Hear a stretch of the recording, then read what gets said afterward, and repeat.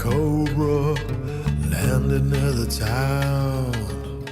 Thought it was an apex, but nobody was around.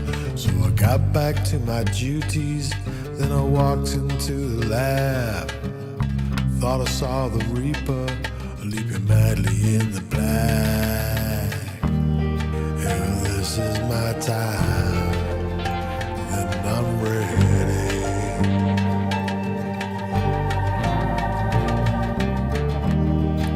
Is this the day that I die?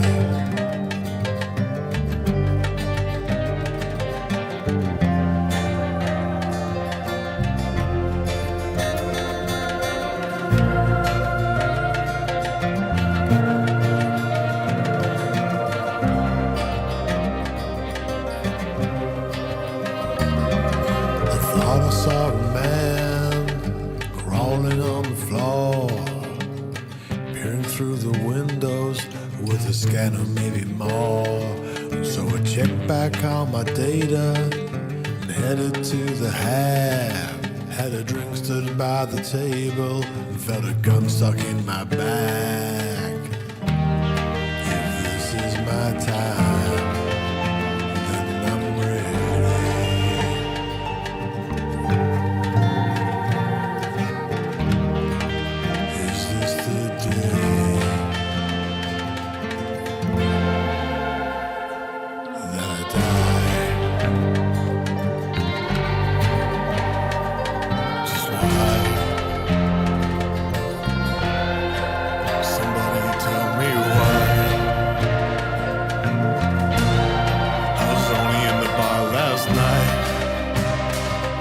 Wasn't Vasquez from the other settlement.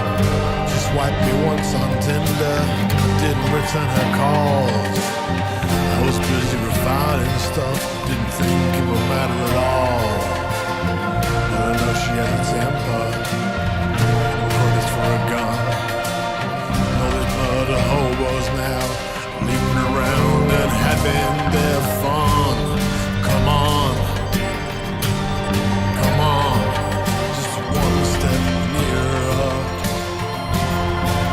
Down falls the curtain. Here comes the curtain.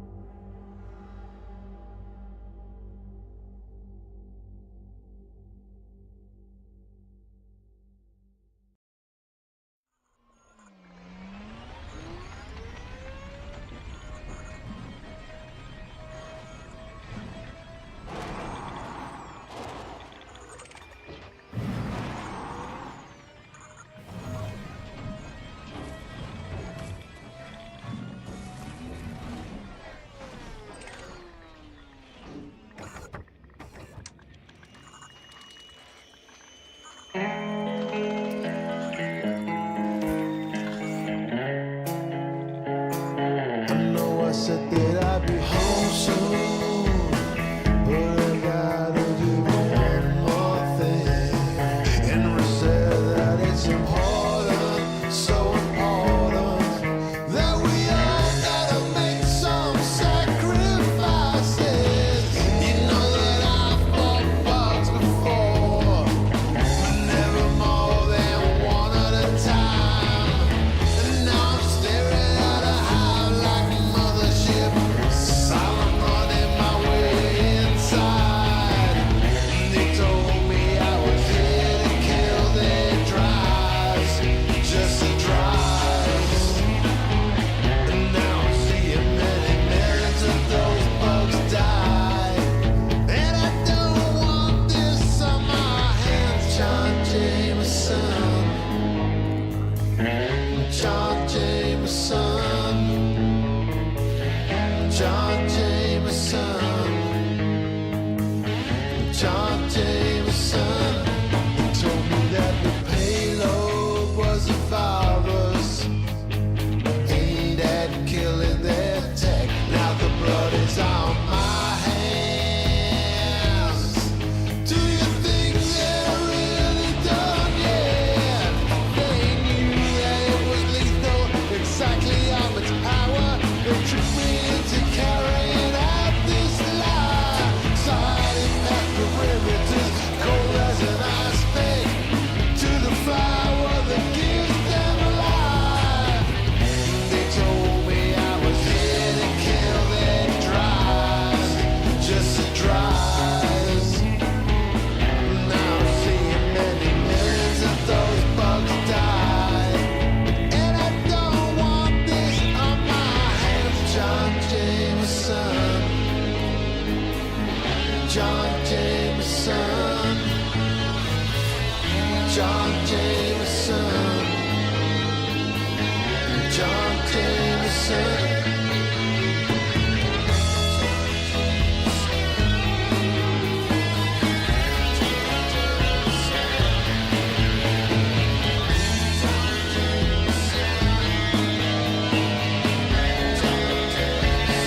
Don't want me blood on my hands. Don't want me blood on my hands.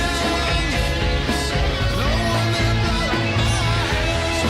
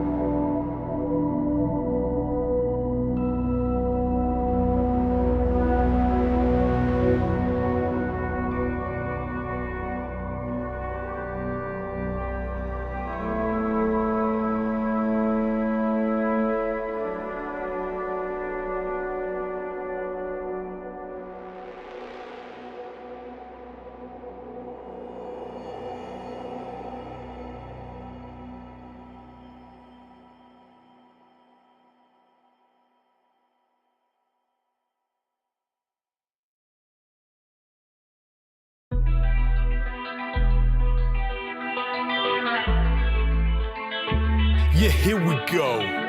You got a ship right, you made it big right. You feel invincible because you're federal. Your Corvette's nice and clean, you ride so dangerously. You have that confidence that's only built through ignorance. Some dude is spinning you, interdicting in the blue. You check your scanners fast, but with that ship your shields will last. The tunnel finally pops, a Cobra made you stop. Well, it's his death you think it turned to kill. It's a bad, bad world. It's a bad, bad world. It's a big bad world. It's a bad, bad. So here we go, right? Let's start the sharp fight. But when your cannon's full, he's not in front of you. Your scanner's empty, your gimbal's wildly aim at nothing visible. Oh yeah, you're miserable. You hear a missile lock, but this one really rocks. Your modules plummet, but this ain't what it seems. You're turning like a pig, a roasted faggot thing. A cobra dances and you slowly fade. It's a bad, bad world. It's a bad, bad world. It's a big bad world. It's a bad, bad. It's a bad, bad. It's a bad, bad. It's a bad,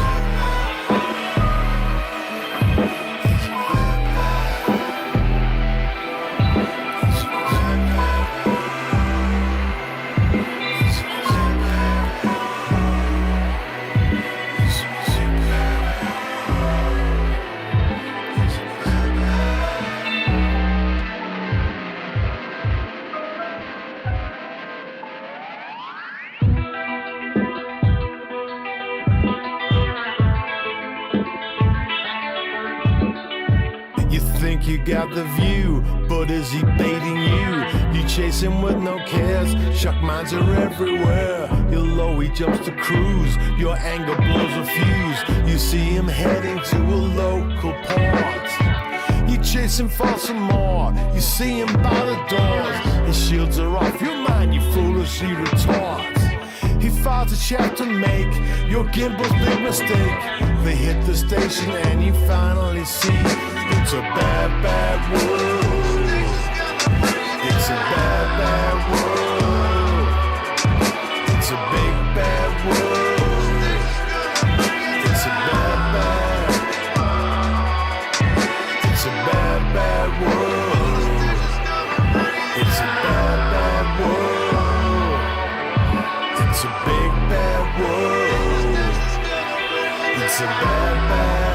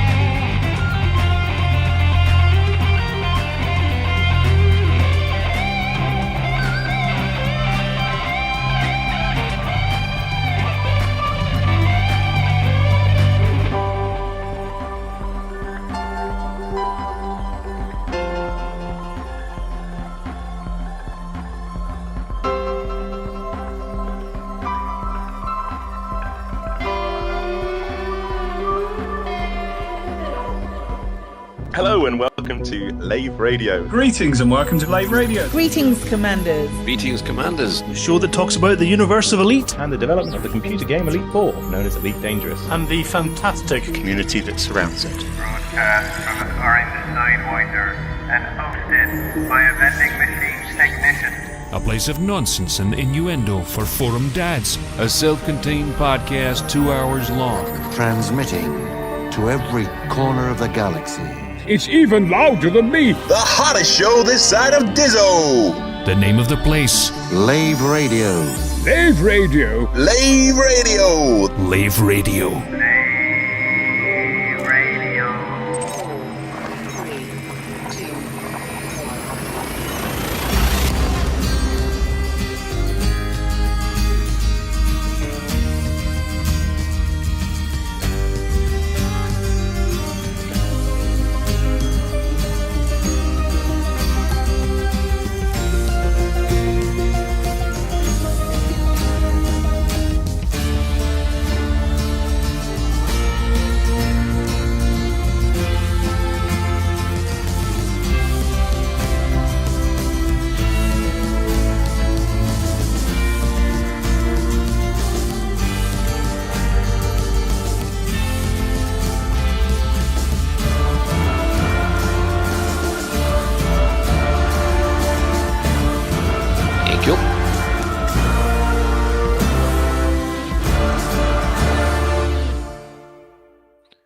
Greetings, Commanders, and welcome to episode 510 of Lave Radio, the show about the universe of Elite Dangerous and the fantastic community that surrounds it.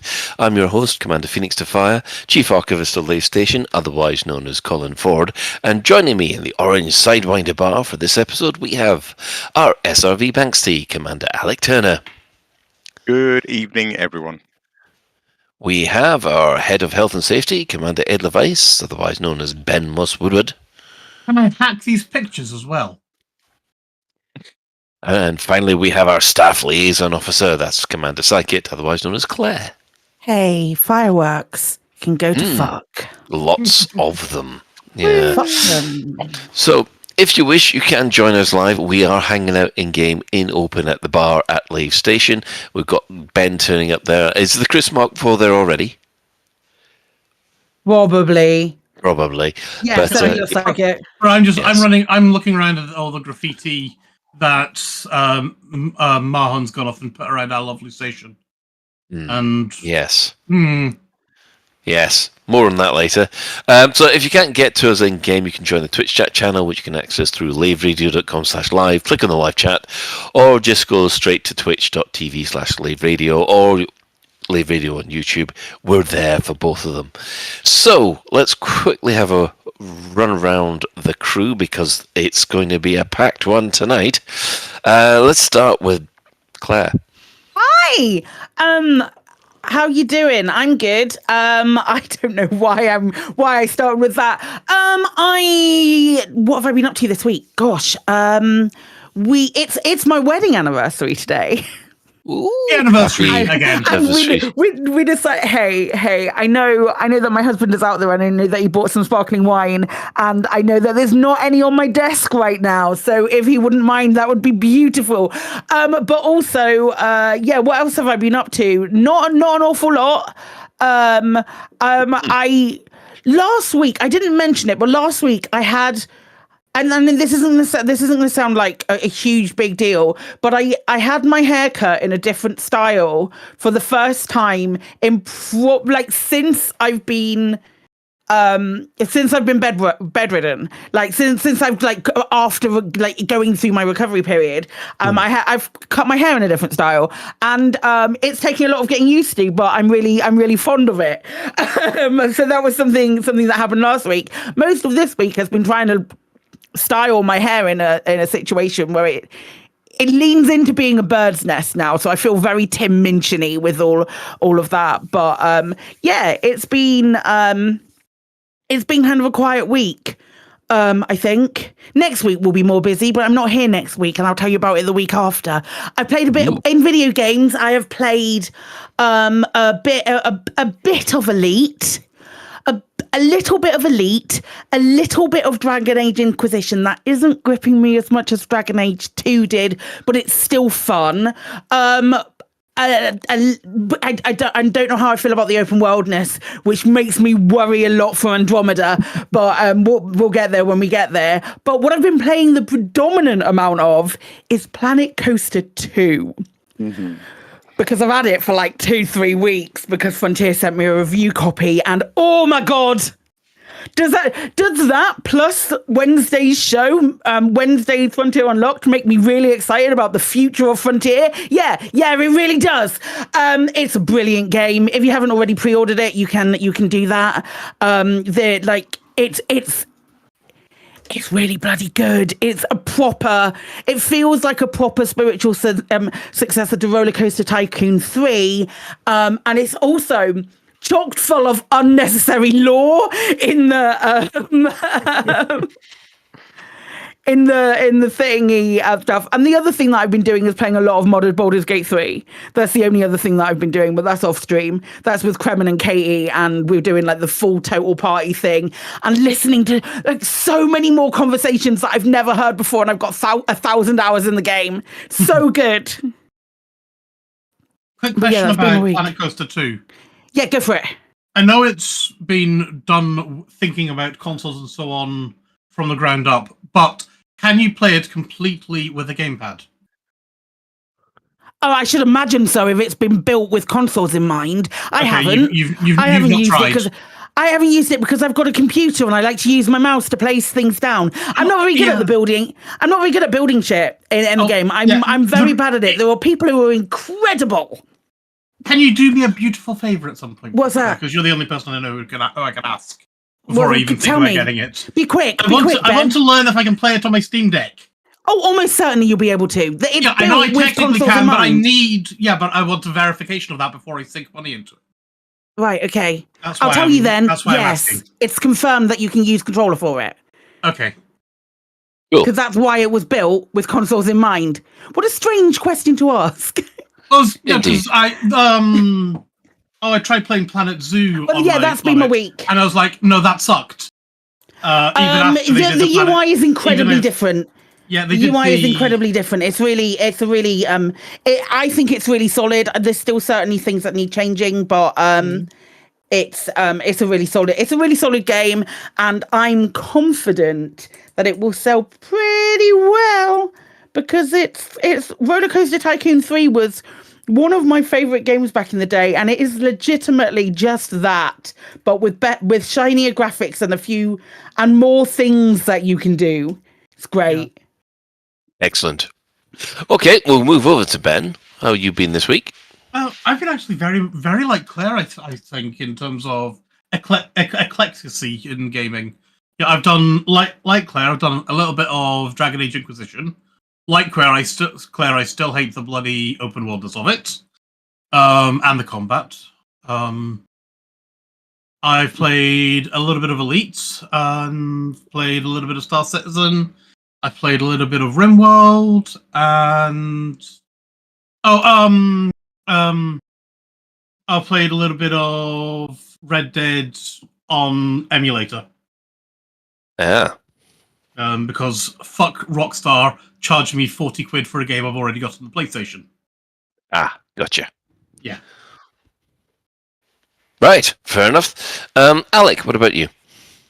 I have had a nice week. This is completely irrelevant, really, but I had a very nice pizza on Friday night. We've got a new, relatively new pizza place opened up in our village where I live. And then not long after they opened, there was a butcher's shop next door that closed down, so they knocked through. So they've now expanded into a sort of double shop-fronted pizza parlour. It's fantastic. They've got a proper oven and they make proper pizzas. And then Friday night was really fun. So folks may remember I tried to get tickets for a Cure concert, but it sold out stupidly fast. But they're being so... The whole thing around this album launch has been so amazing. Like they've just released so much stuff for free, and so they live streamed the entire concert on YouTube. So we sat down and watched that at 7 p.m. We turned on the the big TV and watched the Cure concert. And it was funny. We watched about the first hour where they basically played the new album, and then we kind of changed channel because we wanted to watch some other stuff. And I sort of joked that they'd probably be wrapping up soon because they are quite old. And they would have to go to bed. And what was really funny was when we went to bed and we were just sort of scrolling on our iPads, they were still going. It was like 11:30 or something. So they played a good 3+ hour set, live streamed the whole thing on YouTube, and it was awesome in the chat because there was like 20,000 people in the chat. Just so the chat was just spewing up the side of the screen the whole time. It was lovely. It was a really, really lovely night, actually. Oh, I love that band, and the new album's been great. We went to IKEA as well on Sunday. Less exciting. How much stuff did you buy? I always buy extra things in IKEA. Well, we're very good. We're very restrained these days. We had breakfast there, but no, we're very. Did you have restrained. meatballs for breakfast? just the family of 4. We. I think the only impulse buy was a bottle brush, a thin brush for cleaning out bowls. So it's like £1.50. All the way dragged around all the entire store just to get a bottle brush. Now little Biggie in chat says, "Did I get dime cake?" Here's the thing: so they always have those big bags of mini dime bars. And I've never bought one, and I've always thought I should buy one. And then this was the occasion. I thought I'm going to buy myself one of those bags of mini dime bars. Not a single bag of mini dime bars in sight. Sod's bloody law. Normally you can't walk for tripping over them. And the one time I decided to buy a bag, they didn't have any. Hey ho. Oh dear. In game, I have had a super intense buckyball week. That's all I've done since last week's show, I think. Is buckyball racing, because I've enjoyed this one a lot, and I was in with a real chance of winning, and almost, no, I won't spoil it, perhaps a real chance of beating Shay. So it was very exciting. And then just today, because that's finished now, I just signed up for Powerplay. I signed up for Pratnav Anal, and I've done my weeklies. Excellent. As far as myself's concerned, it's been a stressful week at work. On top of that, our dishwasher broke, which is always good, so it's going to be another week. We're going back to having to wash dishes by hand for an entire week while we wait for parts. Oh, feels like I've gone back 20 years. Oh, and the back wheel on my bike broke, so I've had to have a new wheel put onto Please tell my me bike. you weren't riding it when it happened and you didn't fall off and crash, because we need to change the sign if so. No, because I was just about to. I took one pedal and then I heard a crack. We're still good, gang. It's fine. Yeah, I looked down and I saw that cracks had appeared round about the spoke, where the spokes go into a wheel, and one of those cracks had actually split wide open. So it wouldn't have been safe to cycle in about the 8 miles that I do to work, let alone back. So yeah, it was working from home today, and getting a new bike. I'm proud of you for not getting in a bike accident, Colin, if that helps. Yes, it was useful. I'm £100 poorer, but gaming wise, well, for some reason I got hooked back onto Final Fantasy 15 again. I don't know why. I'm just stuck running around in a car, cutting up monsters and things like that. Find it very relaxing. And also, I have gone mental for Elite this week, for obvious reasons. I don't think I've ever played so much with my Powerplay commander, and my main commander is a bit sort of left alone. So, maybe when I'll go and do a couple of Thargoid runs with my main commander, so I don't forget about it. But yes. Armadillo. Yes. But that's me. So yeah, busy week, both in virtual games and out of. So moving on from there, the development news. What have the devs said this week? It's been really quiet. It's been a really quiet week. hopefully we'll be able to pad this show with something else because we've not really got anything to talk about. Oh, I remember them talking a little bit about Planet Coaster the other day, didn't they? They did. They talked about Planet Coaster. Yeah. That was when the stream numbers peaked, and then it went down when it got to Elite Dangerous. That does not surprise me. Anyway, so let us. There's been quite a lot. Let's be honest. I will agree with the Burr Pit. This has probably been one of the biggest weeks in Elite has had for quite a while. So we'll start considering this is the tail end of a year that began with redundancies and things looking very bleak indeed. It's turned out to be quite the year, hasn't it? It has, yes. But Ascendancy launched last Wednesday, which included the Mandalay and Powerplay version 2. There have been a couple of changes to Powerplay before it was released, so just quickly touch on these. They've restricted the Powerplay police to stronghold systems only as a compromise for community feedback, and we'll definitely be looking into that. What do you guys think? Was that a good idea, a bad idea? Yep, 100% yes. It's a cop-out. I think, they're reserving the right to ramp it back up again. I think they detected community panic, and so have wound it down. Yeah, and rightly so, and it's not a valid solution. No, I'm with. I must admit, it's a right decision for launch, but not for long term. I think, and I can talk about it later. Yeah, I'll talk about that later. We'll just let everybody know. We can talk about it now. This feels like a good point to talk about it. Okay then. Right. My problem, first of all, with them dialing back the Powerplay police was basically, as you'll probably see in other videos, is that they've made it too easy. There's a lot of people. I think there's an awful lot of stuff that's happening in basically the fortified systems where there isn't any Powerplay police that really is ramping up out of control. Yeah, it's going uncontested, and there's already videos out there saying how to make 11,000 merits in an hour and things like that. I saw that. I haven't watched it, but yeah. Yeah, and there's a whole load of things which have unbalanced the game, to be honest, already. I guess we'll just have to wait and see how Frontier deal with it.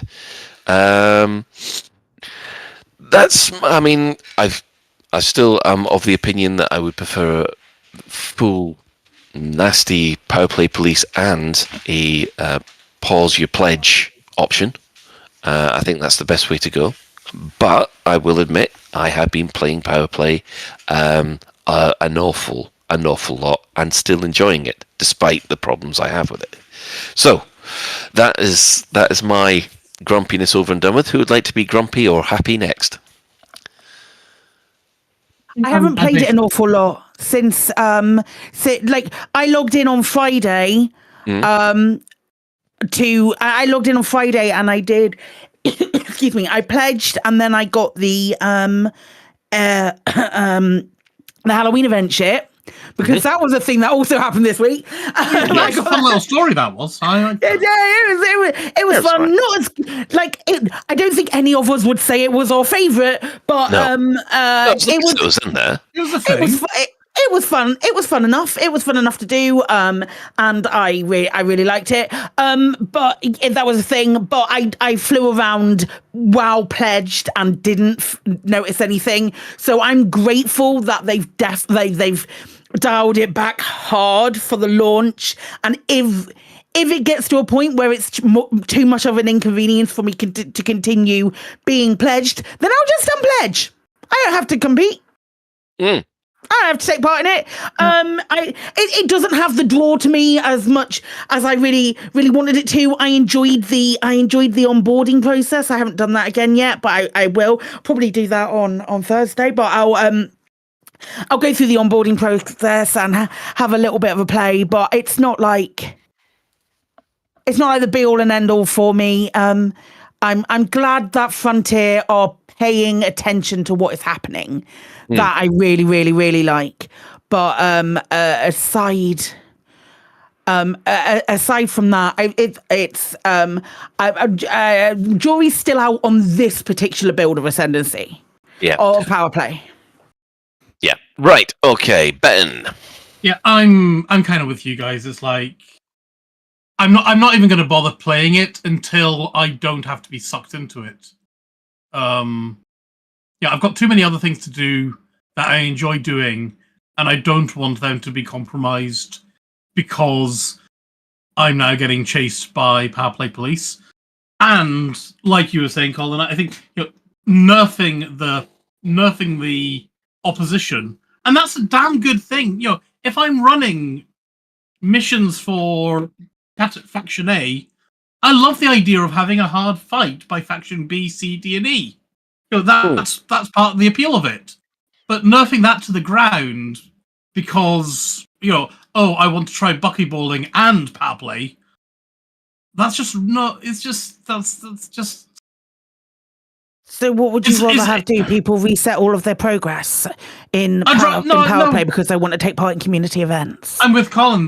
There needs to be some form of non-cheesable pause. 100% agree. 100% agree. No, I totally get Frontier do not have the time to actually implement that system.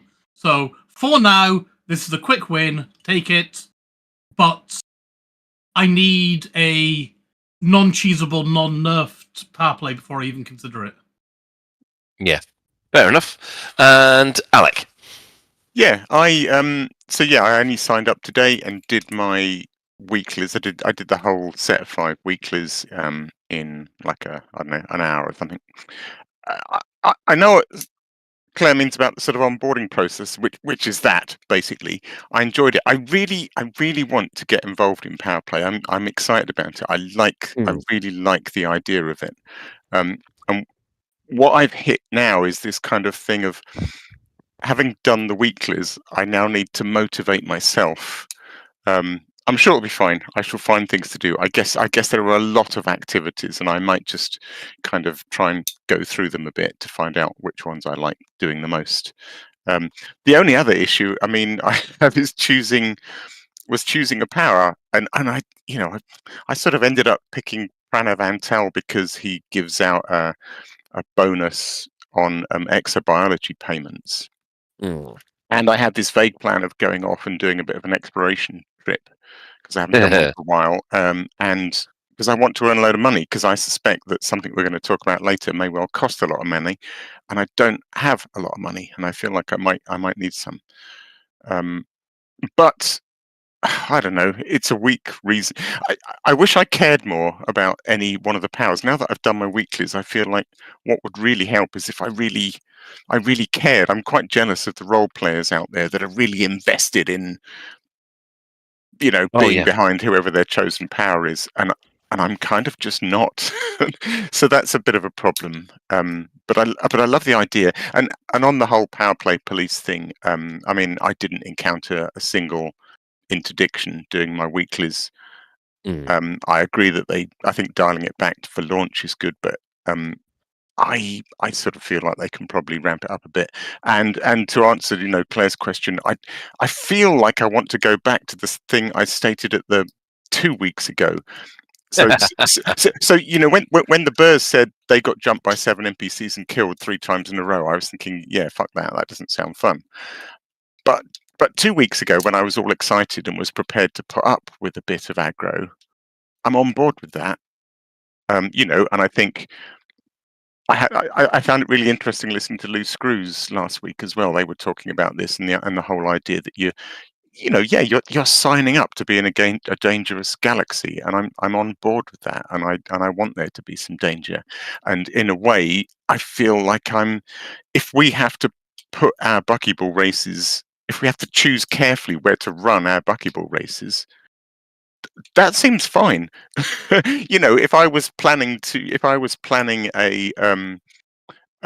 do a marathon through London, there are certain parts of London I would probably choose not to plot my route through. Do you know what I mean? So I'm Yes. sort of on board for a bit of danger in my galaxy at long last, I think. Okay, I won't pledge to Powerplay then, and then I'll just do my buckyball wherever I want, though, right? That's okay. Cool, Yeah, you do brilliant. that. Right. Well, let's go through what else has happened. Well, the player manual that's been updated to make Powerplay more understandable. It's an improvement over what was in the preview. That's for sure. Everyone got chucked out of their power and had to start again. Q whinging on the forum. Oh, They I'm going to. announced that would be the case ages ago, though, didn't they? Oh, No there was a surprise. couple going. I've played Elite Dangerous since 1984. I didn't know Listen to this this was voice. coming. It's important. You need to listen to Colin's voice and the voice that he's putting on, because this is what you sound like. This is what I sound like. No, and I'm talking to the people who are making these comments. Oh, right. This is what you sound like. Yeah, well, anyway, they've all gone. I'm closing off my account. I'm never playing it again. So rage quit over it, and it's been what, 6 months? They've been going on about this for 6 months. Yeah. Anyway, also in addition, the Mandalay has been launched to much acclaim, despite some problems with the store after launch. Took about an hour to fix. So, yeah, that went down a storm. Steam charts reported a jump of peak players from 6,000 to a 2-year high of 10,000 plus. Woo-hoo. Yeah, and that's just Steam. You could tell because it was taking 45 minutes for people to jump fleet carriers again. Yeah. I won't say who, but there are some names on my friends list where I've seen logging in thinking, it's interesting, you're back. Yeah, funny that, isn't it? There's quite a few people have come back, so that's always good to see. Even saw Commander John Stabler playing Elite Dangerous a couple of days ago. That was nice to see as well. Unfortunately, it's not been completely smooth sailing. There've been a lot of reported crashes, Movadas mostly. That's probably mostly due to the ramping up of players. And the other thing was that, there seemed to be a kind of an issue with the galaxy map at the moment. It has been reported. It does seem that when you flip between Powerplay and other map modes, the other map modes don't seem to remember what they need to remember. So you'll select, I'll just have all the economies, please, and then you click apply, and then you disappear, and then it'll just all. As you select them, they all appear. As soon as the dialog box disappears, that's it. They're all gone to blank again. So it's. Yeah, it's a pain. I found in the Powerplay filters, I had to keep reselecting Pranav Antel. It's like. Yeah. So I think they need to have a little look at the galaxy map. My opinion on the galaxy map has changed as long as I don't look at the big picture. Now that I've got my head around it, I'm actually able to use it quite well, except when it screws up, like we've already said. So yes, overall the Ascendancy release has gone down very well with the community. Very nice to see a lot of people in there. Just quick thoughts on the Has anybody got anything new to say about the Mandalay apart from the fact it's brilliant? It's brilliant. It's too good. It's still too good. Two pluses and a possible minus, which I haven't managed to verify. The pluses are a couple of tiny little details I hadn't noticed. One is that when you lower your landing gear, the back black edge of the wings just extends a little bit. I mean, it's completely pointless because there's no lift or anything, but it's very cute. It's like little lift extenders kind of come out. And the other thing that's super cool is that the headlights, those sports cars where the lights kind of come up out the bonnet? Oh yeah. Winking lights. The Mandalay's headlights do that. Do they? Yeah. They're like tucked in, and when you turn the lights on, they come out. Exactly like a Triumph or something. Do you know what I mean? A TR7. Yeah. Which is super cool. The possible downside, which was something Shay put in the Buckyball Discord, I haven't tried yet, is apparently it gets thrown around like a rag doll in a neutron cone. Oh yes, yeah, I'll agree with that because I've I went round and did the Halloween event in the Mandalay. Even though I haven't managed to get it as with the jump range the same as my Asp Explorer, because I have got to go re-engineering. I'm out of engineering mats completely. Right. So I've got to go and do that. But yeah, there was a couple of neutron stars, and I almost headed straight into the damn thing. It was jumping around that much. Maybe that's what Frontier meant by atmospheric flight. You know, those wings are really catching those solar winds. Yeah, that's also that's pretty good. So, Ben, you got any opinion on the Mandalay? Have you had a chance to fly it? Like you, I had to go get some mats. So I've basically turned it into a mat collection ship at the moment. Gotcha. And I went out into Guardian Zone and I've been picking up raw resources and things like that. You know, and stocked up on selenium and all the eons. Yeah. And yeah, she's beautiful, and you know, some of the places just flicking on. One of the things I love most about is the SCO drive. Just that first 10 seconds, just to get out the atmosphere before you. Yeah. And you like point up, SCO on, get out the atmosphere, and then away you go. Stroke of genius, yes, yeah. Yes, I've just constantly praised the SCO drive ever since it came out because it just saves you so much time, and this is the first time I've tried using it on a planet, because I think the last one I've been using the Python as my AX ship, and there the SCO drive was great to get to the Titan and things. But this is the first time on the planet, and just getting out of the atmosphere, I love it. Yeah. And yeah, I see what Alec means about the flaps on the wings. I wish the flaps would flap as well as the thrusters flap. Oh, incidentally, the thrusters do move the wrong way. I'm going to have to check that now. I believe you. I have. Is that when you go flight assist off and backwards? No, pitch. I'm rolling at the moment, and roll is right. So pitch up. Okay, yes, I see. That's wrong. They're wrong. Yeah, pitch up, and the thruster should be pointing down to push you. Yeah. And another. Yeah, that's. Oh, I think sorry. You need to report. Sorry, that should be a bug report. Out. It is a bug report. It's a bug report. Yeah. Yeah, yours is Thruster's going the wrong way. 0 out of 10 will not. That's exactly what I heard. Yeah, yours okay, but yeah, you're right. The pitch is wrong. I have a really, really important update for you. Okay. I have my fizzy wine. Yay! As you were. That's what you want. Cheers. Yeah, I also have a fizzy wine update. No, I've also got an announcement, and that I went off and got the deluxe edition of Planet Coaster. Damn you! Or damn you, Frontier, and damn you, Claire, for verifying that it was okay on with thingy-me-bobbers. Yeah. Right. Well, that's not all that happened this week, because we had an FU.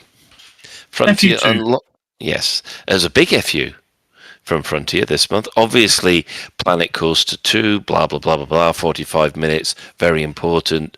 Yes, it was the most important part. However, we had a good 15 minutes at the end for Elite Dangerous, where two things were unveiled.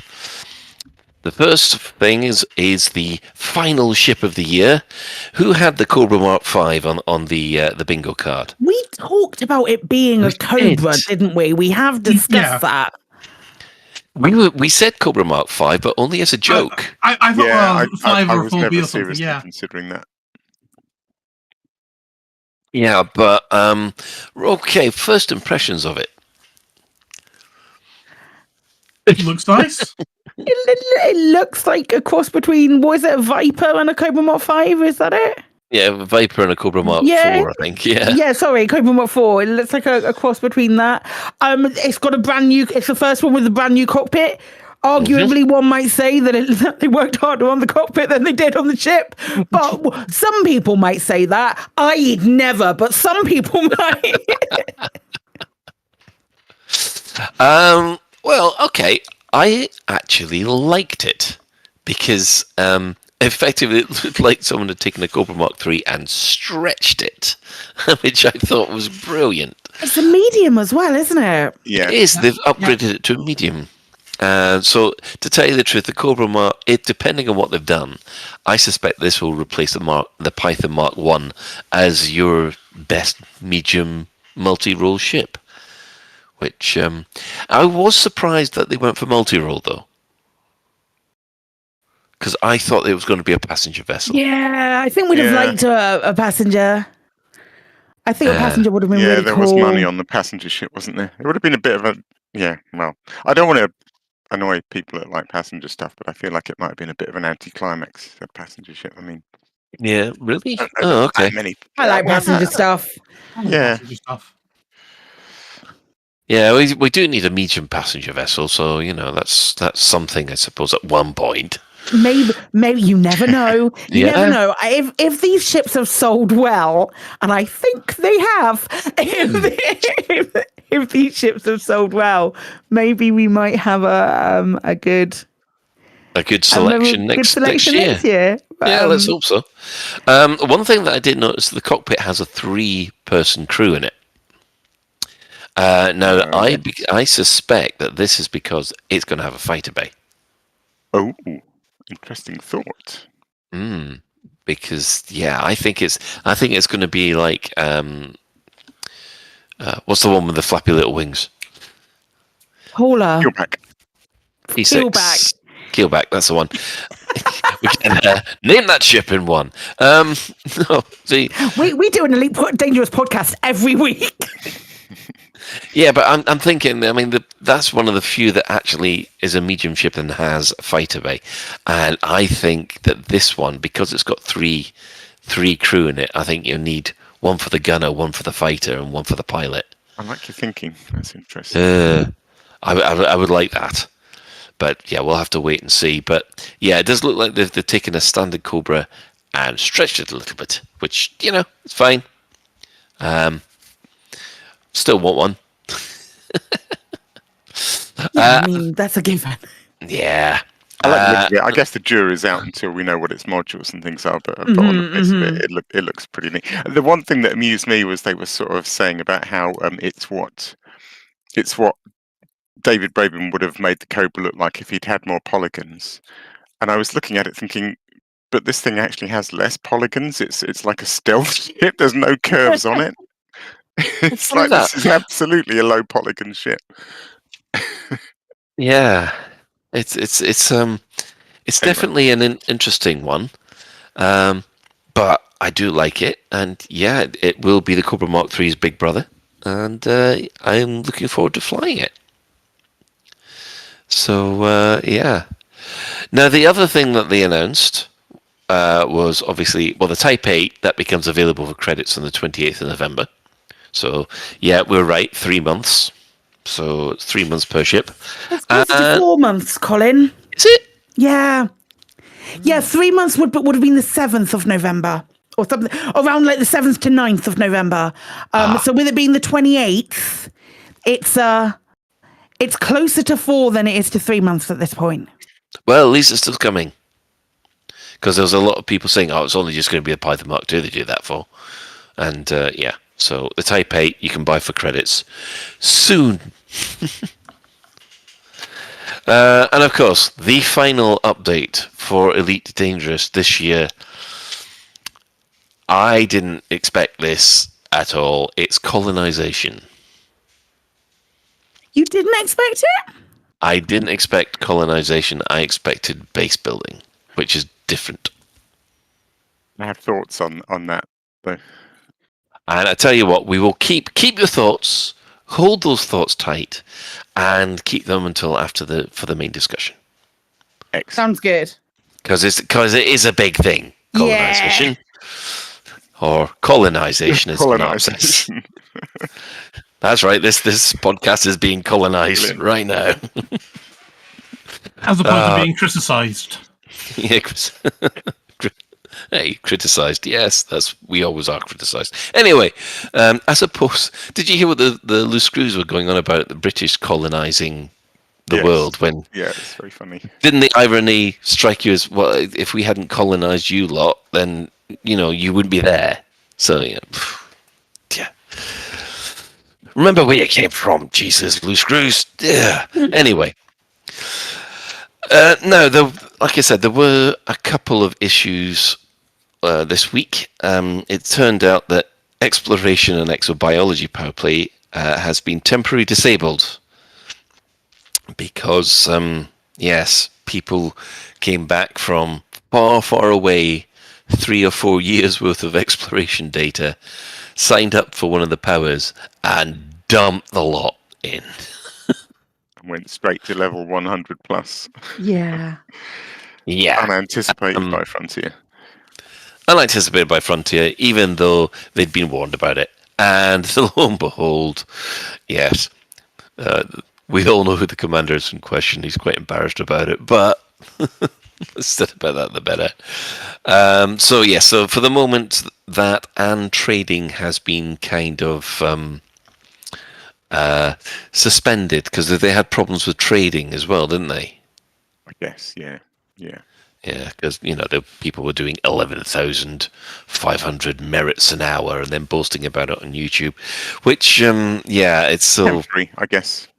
Yeah, they're going to have to rebalance some things, but the problem. I mean, I feel like the answer, and I don't want to tell Frontier how to do their job, but I'm going to. It's like when we have bonuses in buckyball races, so like you get X amount of time off your score if you according to how much you overheat. If you make those things linear, it's disastrous because somebody will do 10 or 100 times more than you anticipated and push it completely off the top end of the scale and cause havoc. Whereas if you make these things exponential or logarithmic or whatever the scale is, then even if somebody does 10 times more than you expected, it's not disastrous. And I feel like they just need to not make it a linear scale. Yes, it's like what they have when they do mass trades and people dump thousands into the market. You don't make as much profit further up. Sell 10, you get 10. Sell 100, you get 40. Do you know what I mean? It diminishing returns. Or the alternative is, you sell as all that much that you have, but there's only so much of a pot that you can fill in a week. Of a pot for exploration data, for example, that you can fill in a week. Isn't it? I don't really like a cap. That feels like a cop out. Not a cap, but like then once you've hit that, whatever you've had will roll over on the next weekly tick, that kind of thing. So you have still given all of that data, but you're going to get the rewards gradually. Yeah, no, I get what you mean by that. I mean that's it's one of these things where you do have teething troubles. I mean, they say that they're going to take away the advantages that these people have gained from it, but we'll just have to wait and see. I do know that the person in question has still got their ranks, but then again they're heading away to other places again, so they're not actually engaging in Powerplay again. Part of me is like, if that's what they're doing, if they've come and they've got to rank 100 and now they're just turning back around and fucking off, what's the problem if they're not going to make that much of a difference now? If they've sold it all in one place, what's done is done. There can't be that many people with years upon years upon years of exploration data. There can't be that many, and then. No, but put it this way: the gentleman in question dropped 5 billion in exploration data and 15 billion in exploration data and 140 billion in exobiology. Well, that's 3-4 years worth of stuff, isn't it? It is. Yeah. Well, it was, yes. I don't begrudge him doing that for 3 years and then getting a rank 100. My guy, you've paid your dues. And he plays a lot of Elite. Oh, yes, definitely. So so that's that. They're going to have to rebalance that. Unfortunately, also on Sunday, for some reason, the servers went down. They went down from 10 o'clock, and it was until 5:30. No, it was 4:30 when they came back up online properly.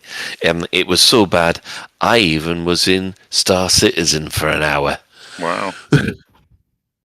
Very inconvenient on the final day of buckyball racing. I can say there was a lot of people pacing up and down, desperate to try and get final times in.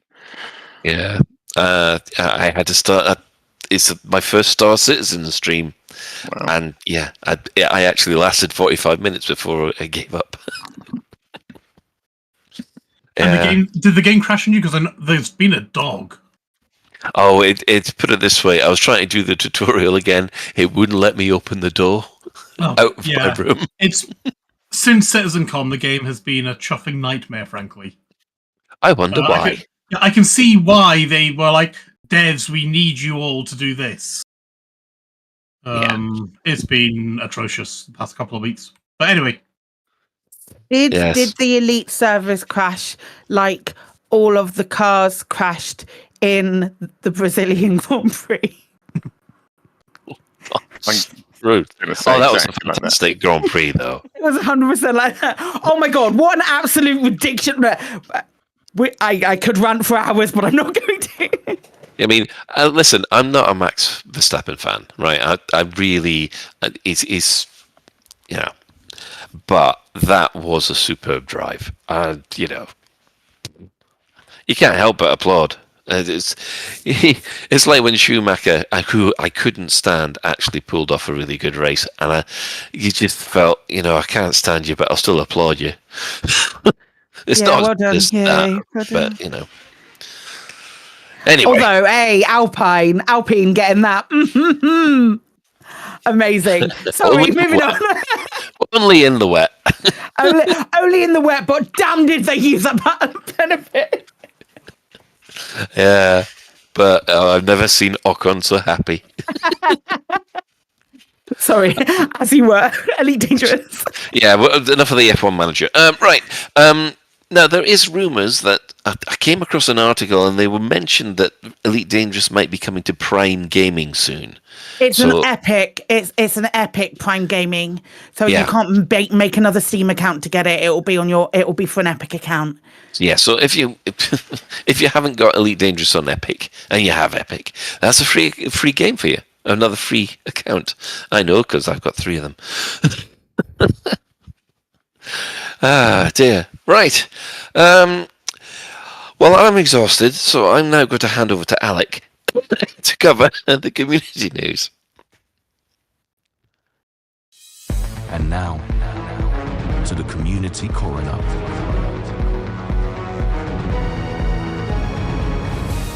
It's a dead game, innit, mate? Got quite a lot this week. I started out with nothing again today, and then I started doing a bit of searching and stuff, and ended up with loads. Ricardo, this is an appropriate one for what I was saying earlier about trying to pick a power, but Ricardo's Gaming has made a video on which Powerplay power you should pick. It's nice. It's just a run through of all the power leaders, what their ethos is, what their first 4 or 5 unlocks are, and those kind of things. And it's just a nice way of presenting that info. It's good. Next, number 2. I saw this. I don't know if I put this in, but I saw this and can talk to it. It was a tweet from Derin Halil, who you'll remember we had on the show quite some time ago now.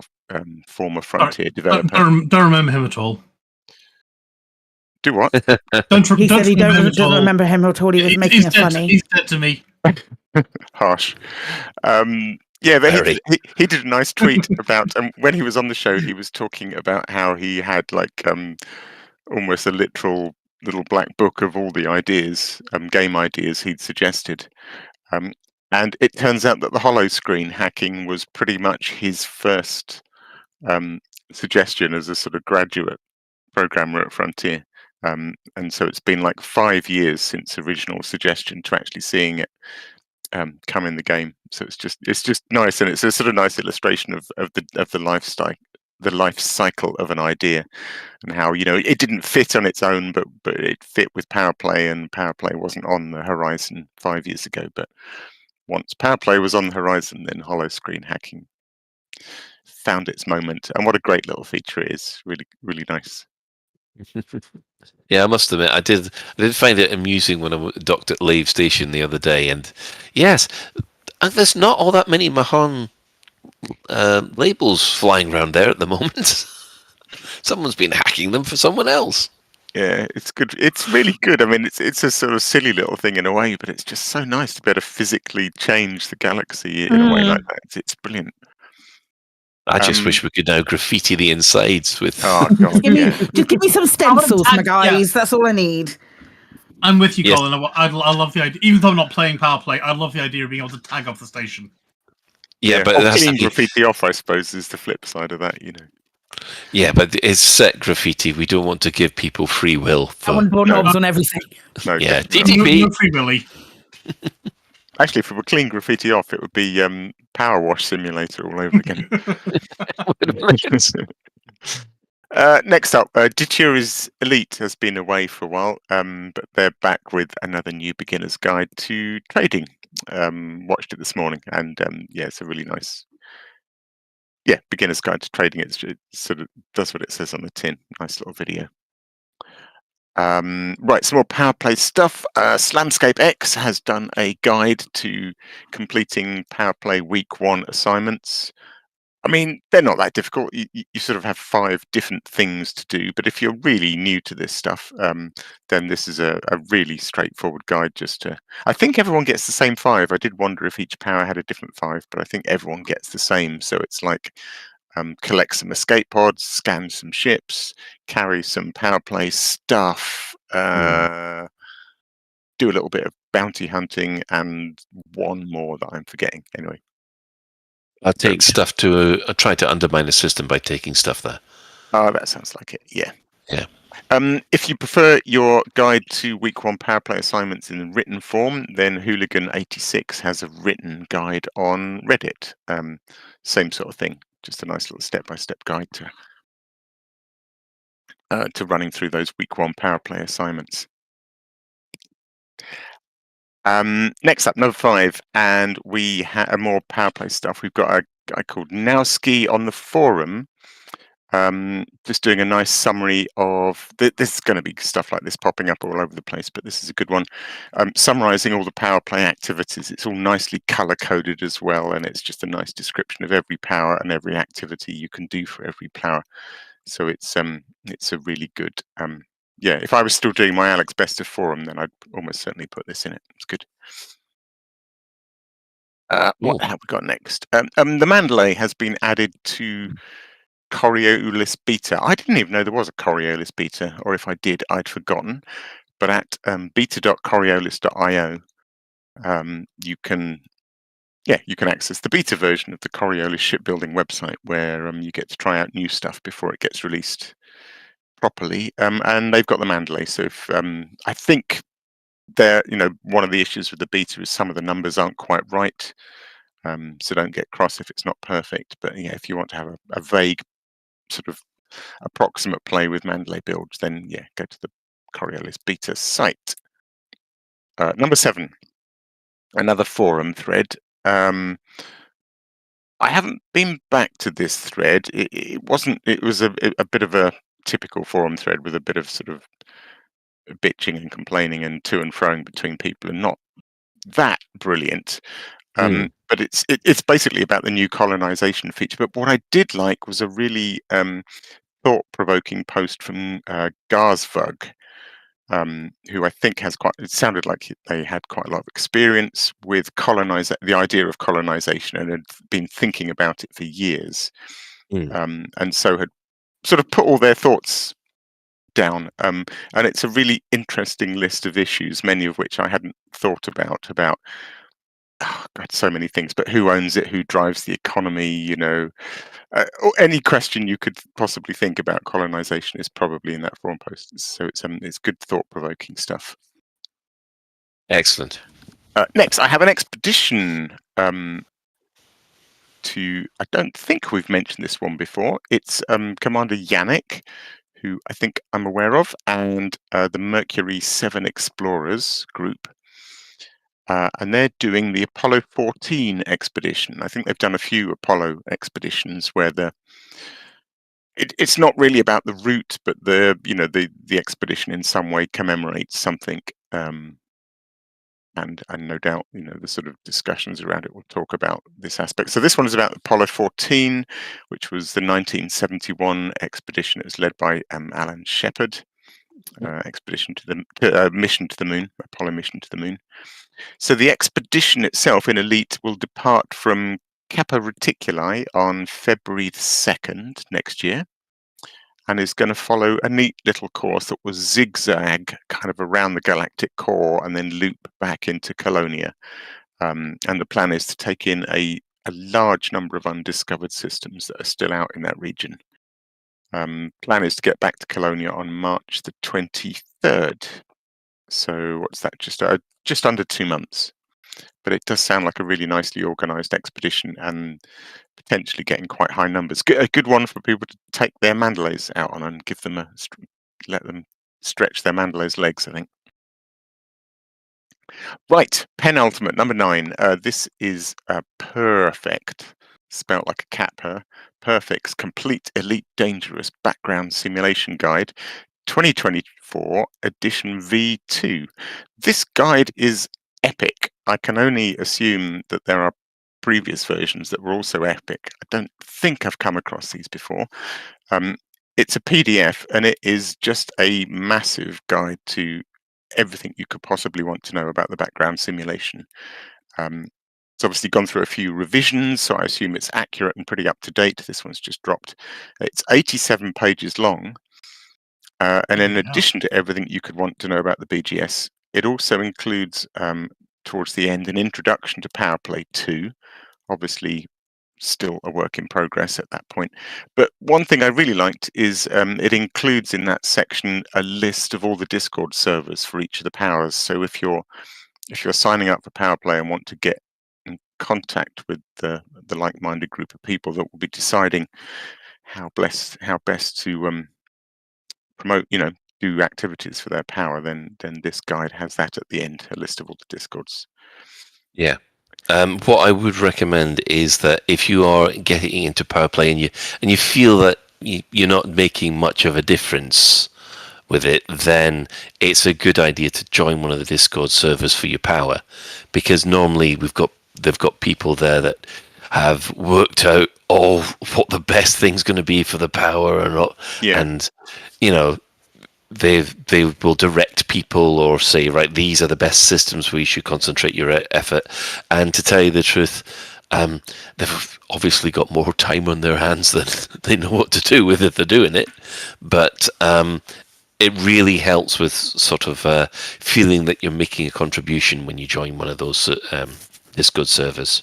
Yeah, I think like me, I just sort of jumped in on my own this morning, and so you have a mission to do something in an acquisition system, and you set the filters, and there's like 25 acquisition systems around where you are, and you think, well, which one shall I pick? Where shall I exert my influence? And I think being guided there's nothing wrong with doing it yourself and just winging it, but I think being guided by a group is not a bad idea. As long it depends on the group. Of course, yes.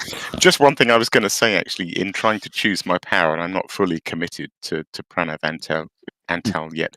But what I might do is jump in the Pranav Antal Discord and just lurk and gauge what kind of people are in there. Do you know what I mean? Let's say no more. You do know, Alec, if we've got any listeners that are in the Discord, you've kind of warned them now, haven't you? Yeah, well, sorry. Yes. See? If I join your Discord and don't say anything, it's because I'm sounding you out to decide if our ethos is connects or not. No, I must admit, well, I'm part of the Arissa Discord at the moment, and they're a very nice bunch of people. We don't seem to have anything to worry about from the toxicity. I can't even say the word here. That's the word. It's like purple. Oh. But yes. You can't say the word purple? It's the West Coast accent, mate, or West Coast dialogue. So I want to speak French now. Anyway, last of all, let me wrap this up. I won't linger on this because we've talked enough about buckyball races in the past, but the latest buckyball race just finished. That's the penultimate one in this year's championship. So we have one more at the end of the month. This was Once Upon a Time in Leasty, which was kind of a rares run in regulation class, and then a bunch of shenanigans around various Lave radio related installations in unlimited class. So we will do the top 5 in reverse order. So in let me get these right. In regulation, we have Kevin the Stabber 5th, Epaphras in 4th, Dar Platter 94 in 3rd, yours truly 2nd, and damn you, Skr, pipped me at the post at the last minute and came in 1st. And then in unlimited class, in 5th place, we have Tobias von Brandt. In 4th place, Epaphras again. In 3rd place, Sulu. In 2nd again, yours truly. And this time, Shay Blackwood again in 1st. I was so close to catching Shay on this one. I actually had a moment where I thought I was going to beat him. To be fair, he was flying a Crate Mark II and I was flying a Dolphin, so I think I had a slight advantage, but even so, it's very close. Good fun. And that will do for this week's community news, I think. Excellent. If you do have a community event that's taking place soon and you'd like Alec to talk about it for you, then give us a shout across the airways or tweet the crew at Lave Radio or email us at info@laveradio.com. So, moving on from there, the in-game events, what has been happening this week? Well, first of all, the Galnet news. We've had 2 items this week, which is the Mandalay being released, which is effectively them saying, we've got a new ship out. And the other one is that Winters has now assumed the office of the presidency, with Archer taking the shadow presidency, which is, of course, the signal that Powerplay 2 has kicked off in the galaxy. And, of course, since then, we've heard nothing. Yeah. As far as the Thargoid War is concerned, well, we've had 2 alerts, all cleared, 3 invasions, all cleared. We had 120 systems which were controlled, of which 21 have been cleared so far. There's 1 Titan left. There's 14 systems in recovery. But however, there are 4 Spire sites left, 3 of them left with the current active Titan, and 1 that's still left over from Tanaris. Wow. So yes, that's the Thargoid War. It's going quiet. Although I must admit they're certainly cracking the control systems away. We're probably looking at December for the last Titan at this rate. Called it. Called it. Like, good handshakes all round between Claire and Alec right now. Yep. Yeah. Hands up. I got completely wrong. Mode. Completely. And starting off this week, the Powerplay standings. Well, I'm only going to cover the top 3. At the moment, we've got Mahanan first, we've got Aisling Duval, and then we have Arissa, Emperor Arissa. However, it must be noted that there's the first conflict system has started between Aisling and Arissa. So if you want to get out there and actually turn your Powerplay Cold War hot, have a look in the galaxy map. It's probably the only one that says conflicted at the moment. So go warm your guns up. What is this Powerplay standing based on, Colin? What are we ranking them on? Is it like a total number of merits or systems, or I don't know? They do have a ranking. You'll see those rankings come out. Colin's going by his personal preference as to how sexy they are, how much he would on each one. Oh, so this is in game, is it, Colin? Aisling second. I'm just trying to filter. I'm trying to filter clear out at the moment. The galaxy map's not working as well as it should, but. Yeah, no, you'll see rankings of each power starting next week, but left over from the last power play, that was the top 3 of the of the systems, if you like. Right, so that's the end of the in-game events. So it's that time of the week again. Store alert! Yeah, bloody hell. In the bi-weekly newsletter, here come paint jobs for your art.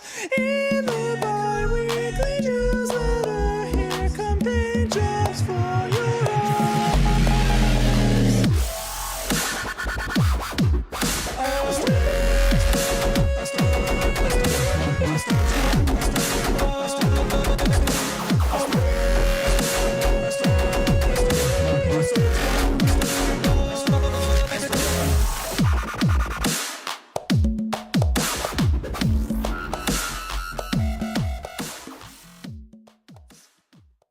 Excellent. Welcome back. Well, what is there to say about the store alert? Well, of course, the Mandalay is is available, and it came with some really nice paint jobs as well.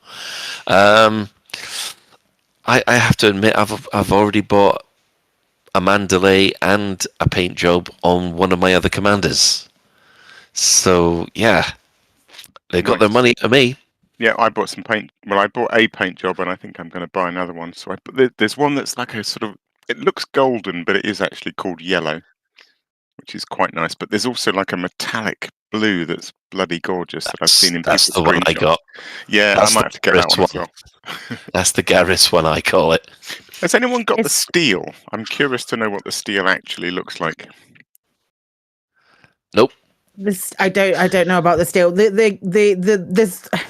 There's a really dark blue one with the silver, which is really nice. Yep.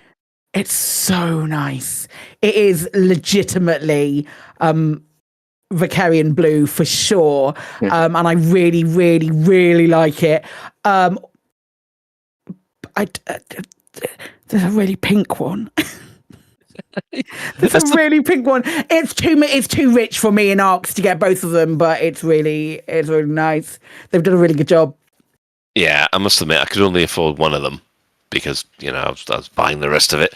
But yeah, it did seem that my my just about money came through, and that was it. Yeah, because we've got the Mandalay Seeker Blue. That's the what I call the Garrus one, and then you've got a light one called Slate. I think it's the Seeker Slate that I've seen a few times and thought, yes, I need to get that. That looks amazing. Yeah. So, and of course, there's a ship kit as well that comes along with it. But do what you will about that. However, the one thing that did get me is they're now selling Powerplay banners. Mm-hmm. You see, and paints. And paints, yeah. I must admit, I did the banners took me completely by surprise, and I was going to get one, and then I saw the price. Oh, I haven't even looked. Are they very expensive? There are. I'm just looking them up now, actually, because I must admit, I was expect them to be less than 10k arcs. I expected them to be less than that, but they're actually 11,250, which is doesn't surprise me because they're interchangeable on all your different ships, aren't they? Yeah, probably. Good point. They're not. Are they not for a ship? They're just. It's just a banner that you can put on all ships. Any ship. Oh, I see. To show exactly how much of a simp you are for Ashling, you can now show everyone in the game. I have to admit, I'd have thought that aren't the Powerplay decals free, or weren't they free? Yes, you can earn a decal, I think, or have I got them already? Yeah. Yeah, you can get decals by doing Powerplay shit. No, but were they not free before PP2? Yes, they were. Yeah, but the ones that you get for Powerplay 2 are new. They're different.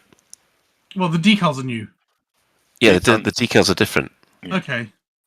Yeah, So I you've guess got your- I'd have just expected, like the PP1 decals were free, I'd have expected the PP2 decals to be free. They are. But you've got to We're not earn talking them. about the decals. You have to earn No, them by doing power play expected, stuff. I'd have expected all the PP2 regalia. Well, all the paints, all of the flags. Probably, to be honest, yeah, because I mean, you're basically Jesus, you're that's showing so your much off. stuff. Yeah, I mean, Yeah, I guess 'cause if people are stupid enough to buy it, then that's on them. Yeah, It's because just it feels like you're advertising for an advertisement for an advertisement kind of thing. So yeah, Again, this is what I was saying at the beginning. If I really believed in my power, if I signed up to Archer and was fervently, I would love to fly this. But at the moment, I'm just not enough of a fan of the power I've pitched to want to do this. yeah. I mean, I've always said I would pay good money for a bed sheet and things like that. So I guess it's not that much of a difference. Have you read I know, I'm pretty sure Jerome Archer and Nakata Kane don't have thingies in the codex yet. If they do, please correct me if I'm wrong. But have you read your this is specifically to Alec, have you read your power play person's bio kind of shit? I mean, I did read it in the Powerplay sign-up screen. Is there a more detailed one in the codex? Yeah, so they with the exception, I believe, of Nakata Kane and Jerome Archer, they have like a blurb, like a few paragraphs in the codex about them. I think maybe I should read that and see if anything gels with me. Yeah, like shop around, have a look around, see if anyone resonates with you, that kind of shit. Maybe then you'd be tempted to buy a banner. You could be tempted to buy a banner. They've got the Imperial elegance skins as well, or Imperial etiquette skins, and also there are bobbleheads for every single power. Which there's Ashling and Akron in the store, but I haven't had a chance to dig through the store to see if there's any more than that yet. They're about 8,500 arcs. And if you want to know how much that is in real money, divide it by 2,000. So, yeah. So, man, I went to find the Ashling Powerplay bobblehead, and it's just a banner. I was expecting it to be a blue head. It's not an actual bobblehead. No, it's just it looks like a playing card with a symbol on it. Frontier, why? Surely this is the perfect opportunity to have actual bobbleheads. Yeah. Yeah. Sort of the power. A Denton Petraeus bobblehead with a big wobbly head just flying about the place. Yes. Just like the David Braben ones used to be. Yeah. Yeah, 100%. That's what we needed. That's a lot of modelling, though, to go into for each individual power play member. I understand why they might not have done that straight away. Honestly, I don't. I mean, they've invested so much in this. There's only so much that a team can do. Would you rather them add new elements and add like a shit ton of new stuff for everyone? That's not cheaping out, not doing a bobblehead that maybe 20 people are going to buy. If only 20 people are going to buy it. But yeah, I mean, I think only 20 people would buy like a player card that's green. But an actual Edmund, they would. Yeah, an Edmund Mahon bobblehead, or an Orisa bobblehead or whatever. I could see that being a lot more.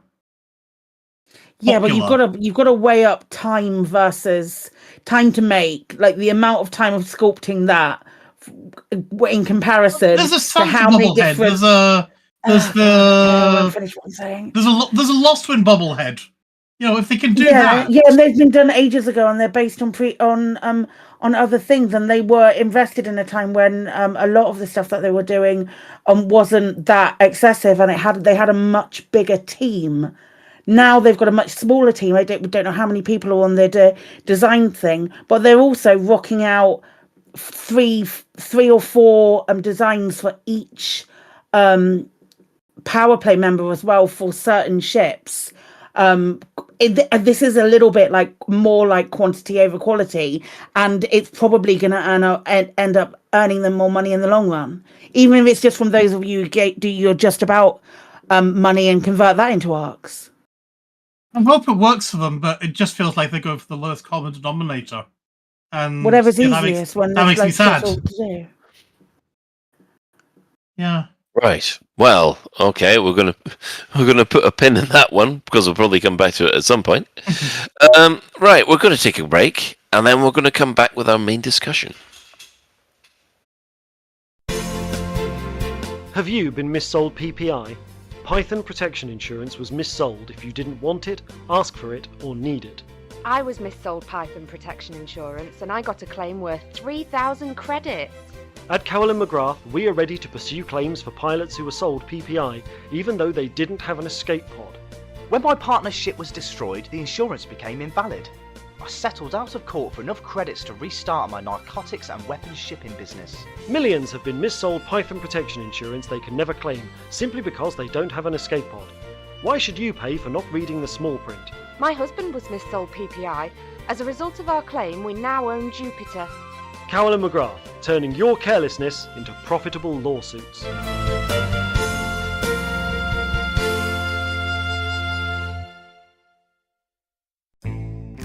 Have you found yourself in a spot of bother with those Xenos messing up your backyard? Oh, why are there Fargoids in my system? Can't leave the house without fear of a hyperdiction? Can't even get to work. Not that they've noticed, because everything's on fire there too. Sick of the amount of time it takes to scrub the caustic damage from those hard-to-reach places? Oh, fuck, oh, it fucking hurts, fuck, ow. Introducing Dr. Pope's Caustic Burn Cream. Apply a few drops to the affected area and feel the euphoria of instant relief. After that, just wash the burn away. It's like it was meant to happen. It's so good, you can even use it on your ships. Thanks, Dr. Pope. My ship smells brand new. Dr. Pope's Caustic Burn Cream, the miracle that can happen. Side effects may include dizziness, constipation, an itching sensation, worship of an obviously aggressive false deity, death, and loss of sense of smell. Should you experience any of these symptoms, please contact your doctor immediately. Not Dr. Pope though, he's busy. Oi, how you doing, my brother? So you run some data and you left your little sidey and you're starting to think about maybe a ship that can punch a little bit harder. Well, the Killback, the one with the little flappy wings, is just what the doctor ordered. It is multi-crew enabled and is the smallest ship with a fighter bay, so you can point and they will do your bidding. Ha! It's got 3 utility mounts, 2 small and 2 medium hard points, plus a whole batch of compartments. So if you want a bit of fun, grab a Killback, my son. And welcome back.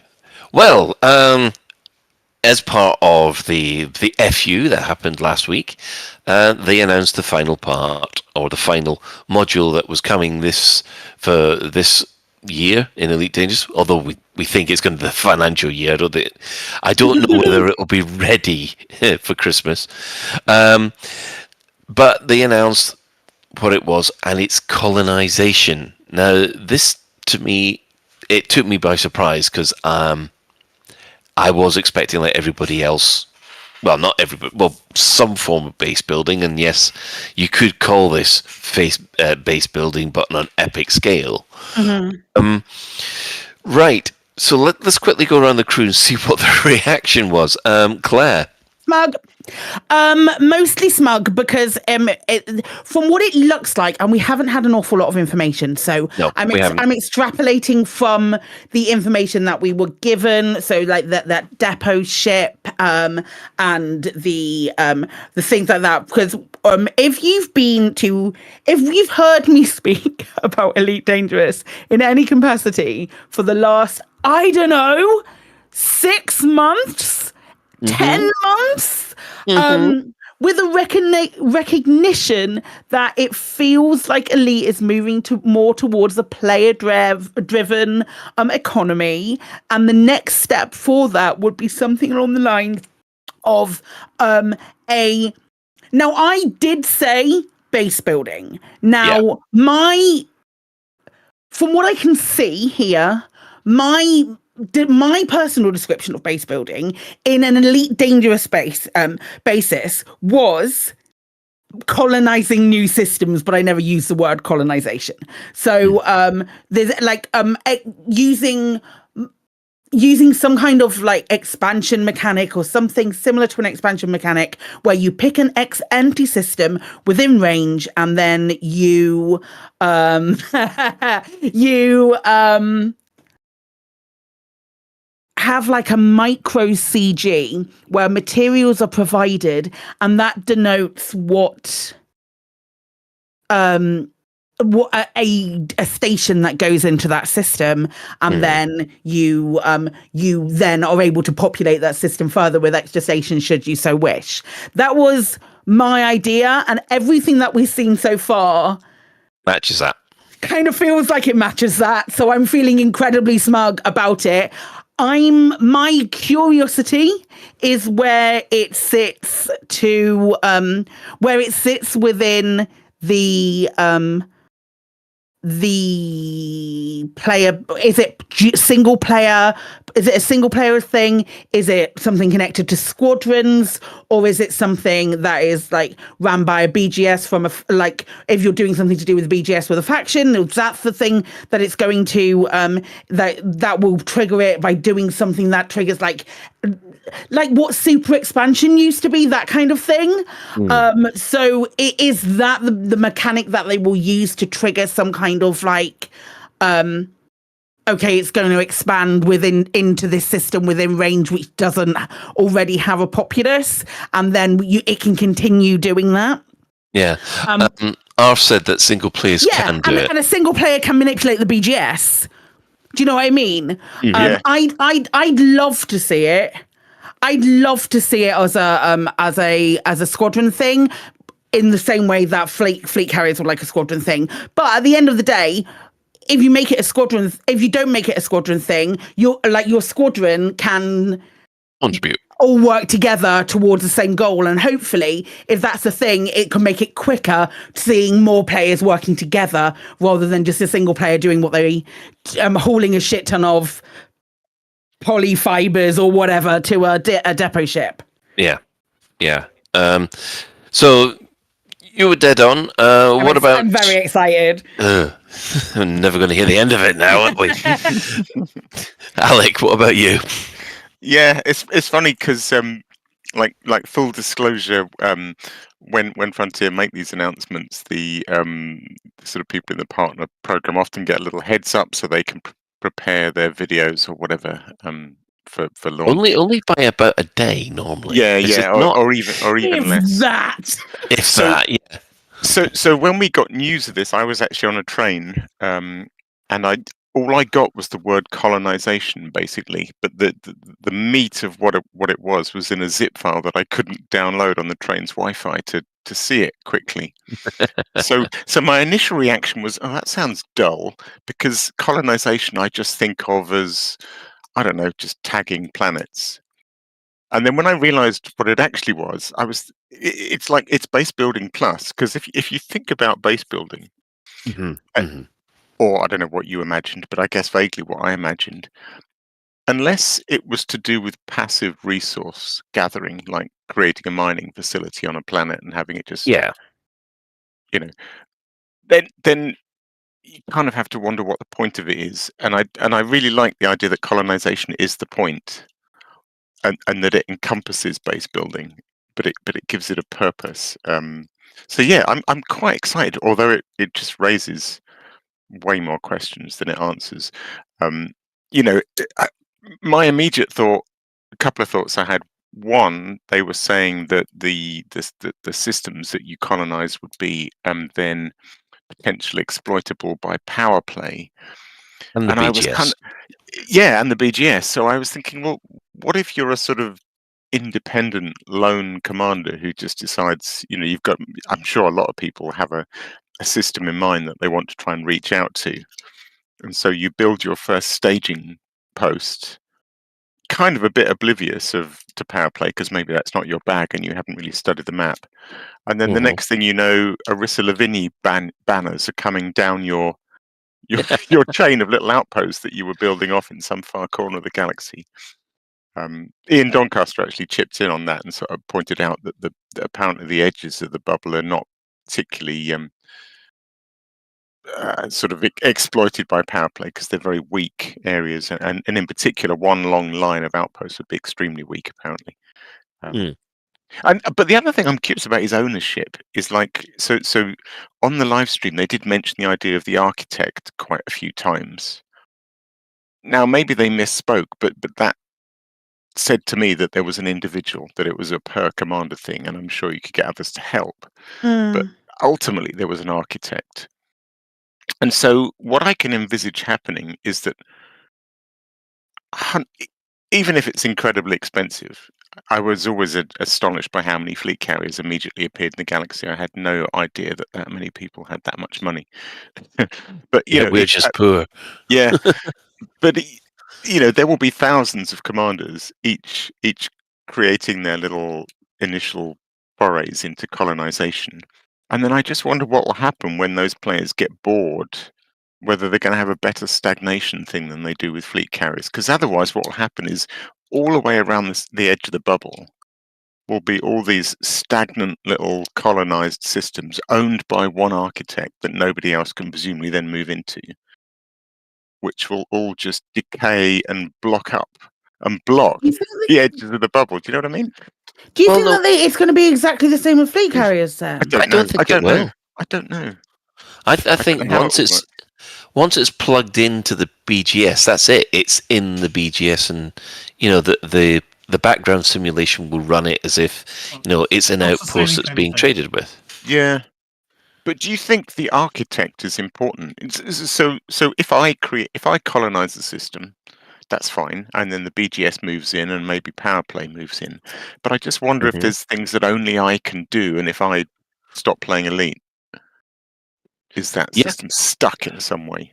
As the architect, from what we managed to glean from the notes that we got, and from what they said on the stream, the architect can, once the system's got to a certain level, can then add new settlements or add new space stations. And obviously, if someone's given up on it, then the system stays as it is, but those stations don't decay. They just carry on trading as if they're sure. Like I say, it raises gazillion questions, of which that's just one. But. Yeah, we got so little information, and I think everybody has in their mind exactly what if you get, as you say, you get told this word colonization, and you're like, okay, this is in my head exactly how it's going to work. I have written the design sheet about this, and this is how it's going to work, and then undoubtedly we're all going to be wrong.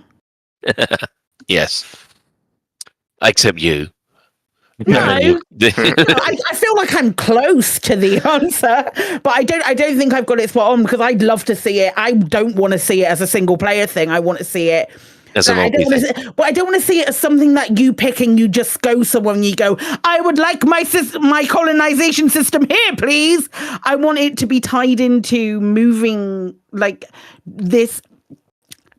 So it's something that Zach said, is that players will be able to colonize population systems they find within reach. I am holding on to the words within reach like a security blanket, and it's the only thing keeping me sane right now when I think about it.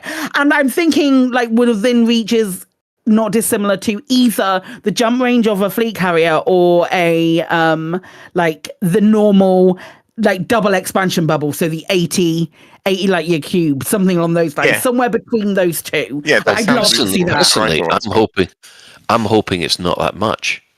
I'm hoping it's something like 20 or maybe 30 light years at the most. Interesting.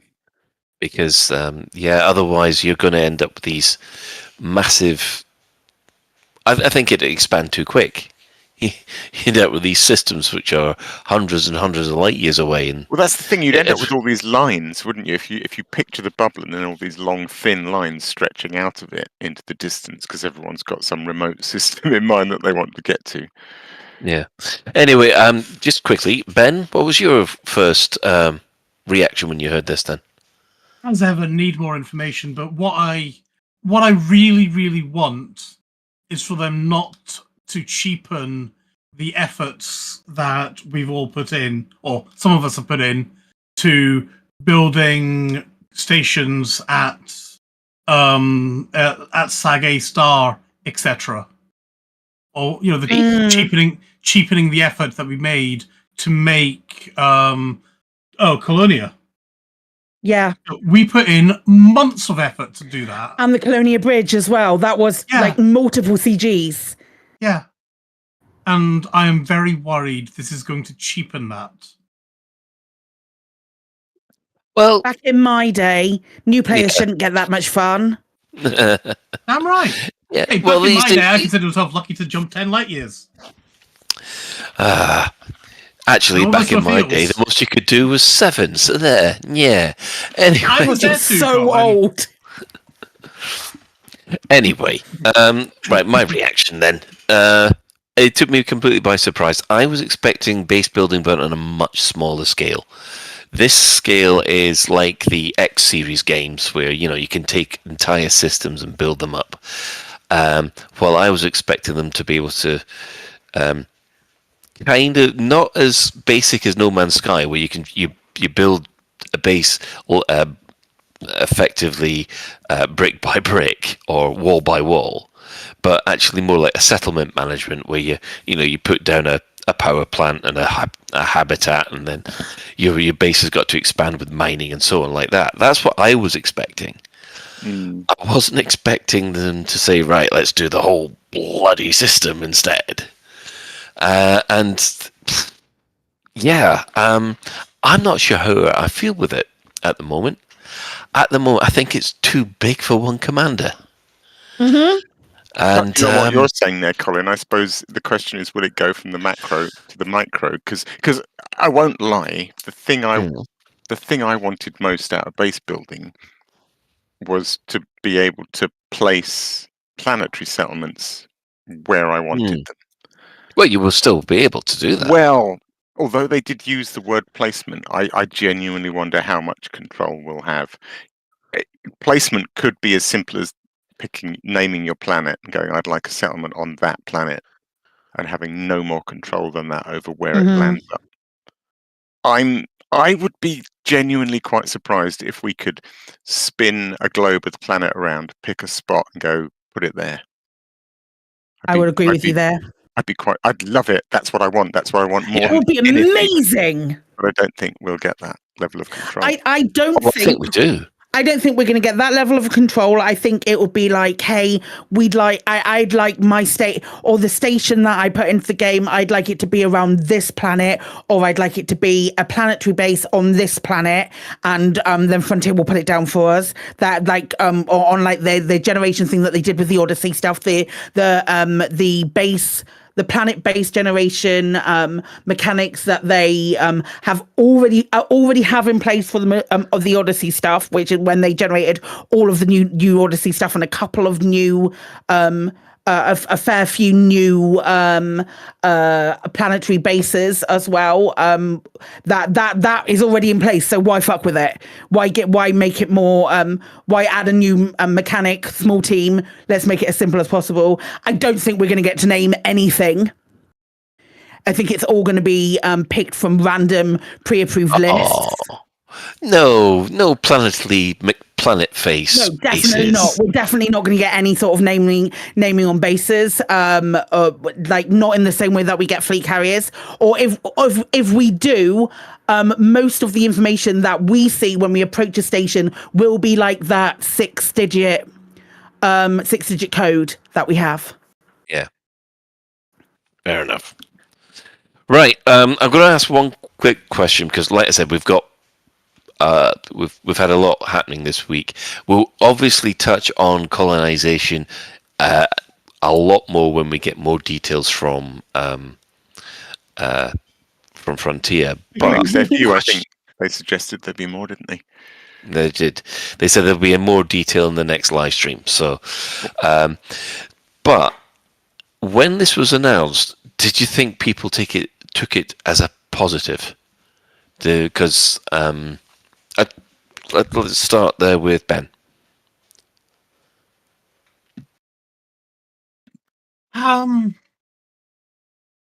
I'm trying to remember what the live stream's reaction was. I just remember going, "Okay, that's cool. We've got base building," and then getting increasingly worried about what it's actually going to entail. And I can't remember. I think I was avoiding the chat by then, to be honest. Yeah, well, the chat, yes. Yes. Less said about that, the better. Okay, Alec? I thought it was incredibly positive. I mean, most of the comments that I saw were like, "This is what I've always wanted." You know, yeah. I thought most people seemed really excited about it. Claire? I think, yeah, I agree. I entirely agree. By that point, I was like well into making my list of people who are full arseholes in Frontier chat. So the between the dregs of people and people going, "I called it," like the only ones who ever said anything along those lines. I thought it was relatively well received, but also people going, "This is what I've always wanted," with such tiny amounts of information that we were given. We were given like hors d'oeuvres, a single hors d'oeuvre. Like, I'm pretty confident that we're not going to that those same people might not be quite as happy the next time round, but we'll see. Yeah, it's what you said, isn't it? The minute they say the word colonization, a fully formed implementation of what that is pops into everyone's head, and it's like it's 100 different. We've all got 100 different ideas in our heads of what that means. Yeah, I mean, my impression was, I think it's done the world with what we've seen so far with Ascendancy, and the announcement that of what's coming next. I think people are genuinely excited about Elite Dangerous again. Yeah.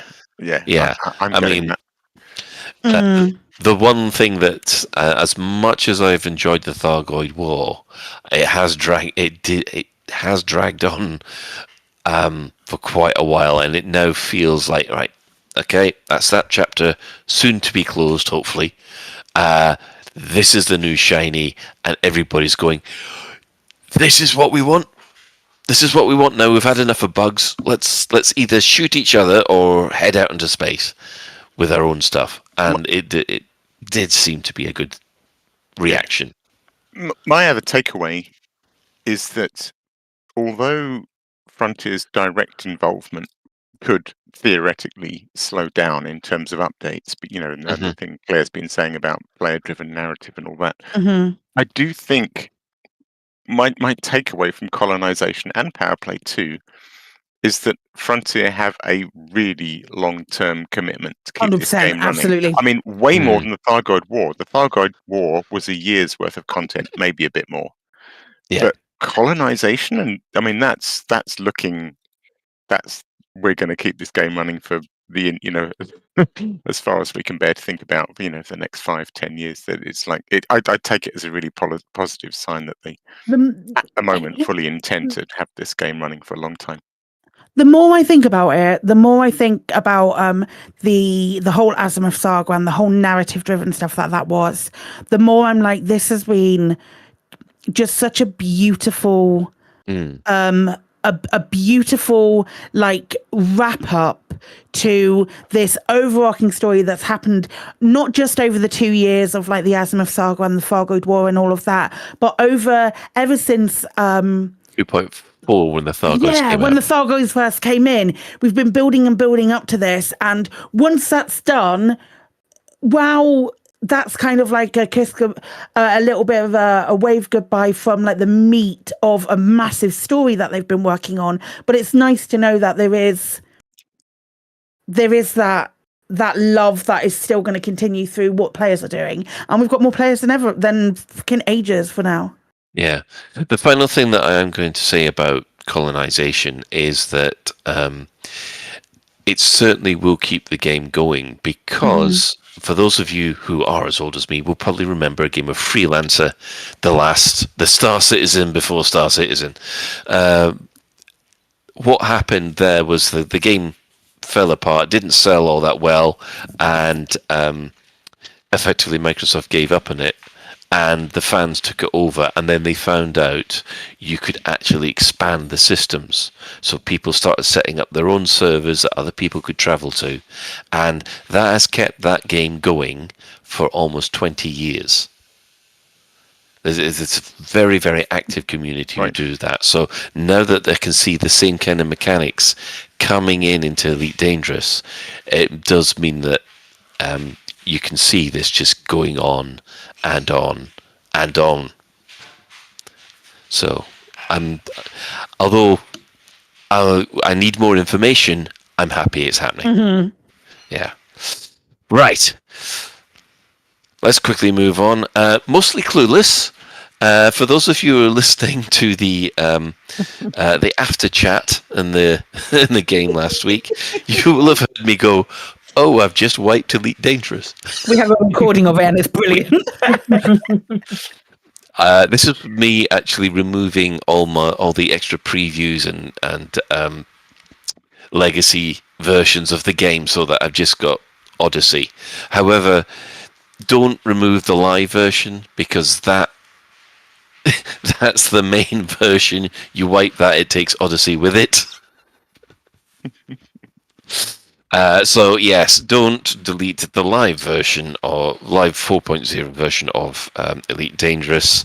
If you think you're saving disk space, you will. You just won't have the game. Save a lot of disk space. You just have to get it back again. Yeah, and it took me 2 hours because it was my main account, and all the time I was there going, "I'm going to lose all my keybinds." I didn't. You wouldn't, because that's an updater. Yeah, but we put the fear of death into him and said it was gonna be the thing. Oh, Colin, you're gonna lose all his keybinds. Yeah, you're going to lose all your graphic settings. You're going to have to go through the whole rigmarole. Yeah, it's going to be really bad. You're going to have to spend all your time. It was really funny. It's really funny. I was there dreading, oh God, it'll be just like Star Citizen setting the blooming joysticks up, because that's a nightmare. It was really funny for everyone but Colin, I meant to say. But yeah, as soon as it installed after 2 hours, it was fine.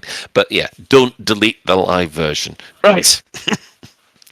Questions of the week. Well made.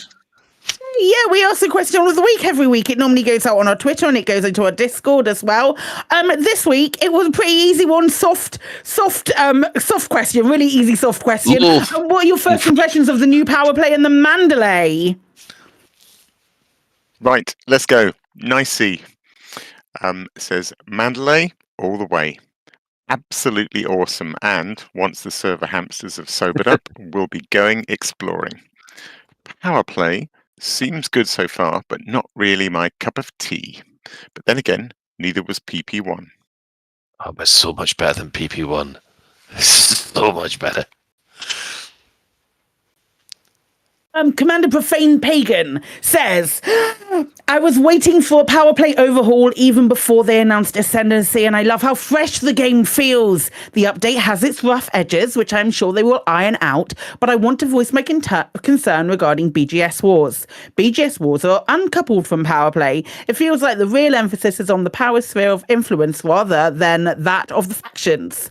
It makes sense that a minor faction doesn't rule over billions of people within a system, but only occupies infrastructure in space. But with the new Powerplay, the Powerline player factions are all heavily incentivized to invest their resources into Powerplay rather than the wars in BGS. Now we have two different simulations running parallel but not interacting, which concerns me if this system lasts in the long term. I feel the deep simulation of the BGS factional struggles should be enhanced with Powerplay eventually. You keep your Powerplay away the fuck from my BGS. Thank you kindly.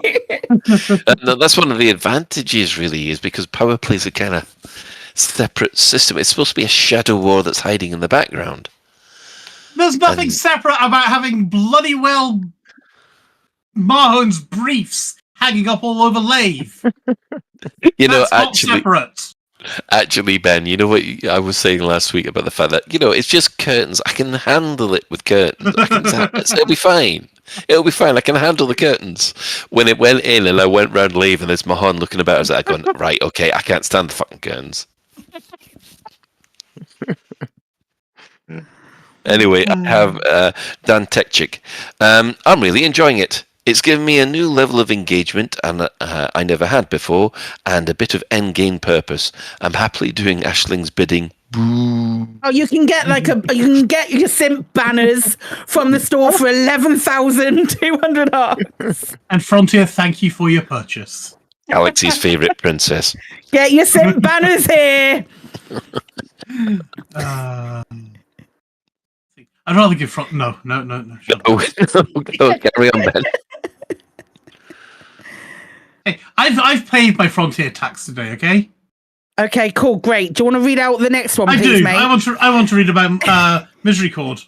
I'm sorry, I can't hear you over the sound of my Azimuth brand colony ships being built. Mandalay is OP. Oh man, they're totally gonna do that. Oh, Misery Cord, just don't, please. Okay. Chris Pierce simply says, Mandalay goes whoosh. Short and simple and to the point. Love that. Love that. Errol is saying Ascendancy has a lot of promise, but no lore drops yet. Okay. Did you mean Manda sexy? Enough said. Powerplay needs to be balanced. Explorers are being punished for exploring.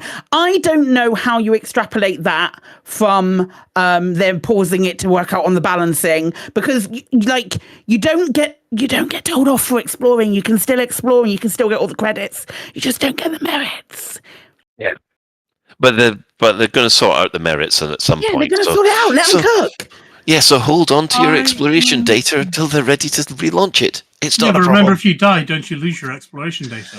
Oh yeah, well, then don't play a different game. Planet Coaster 2 comes out tomorrow. Why do you do that?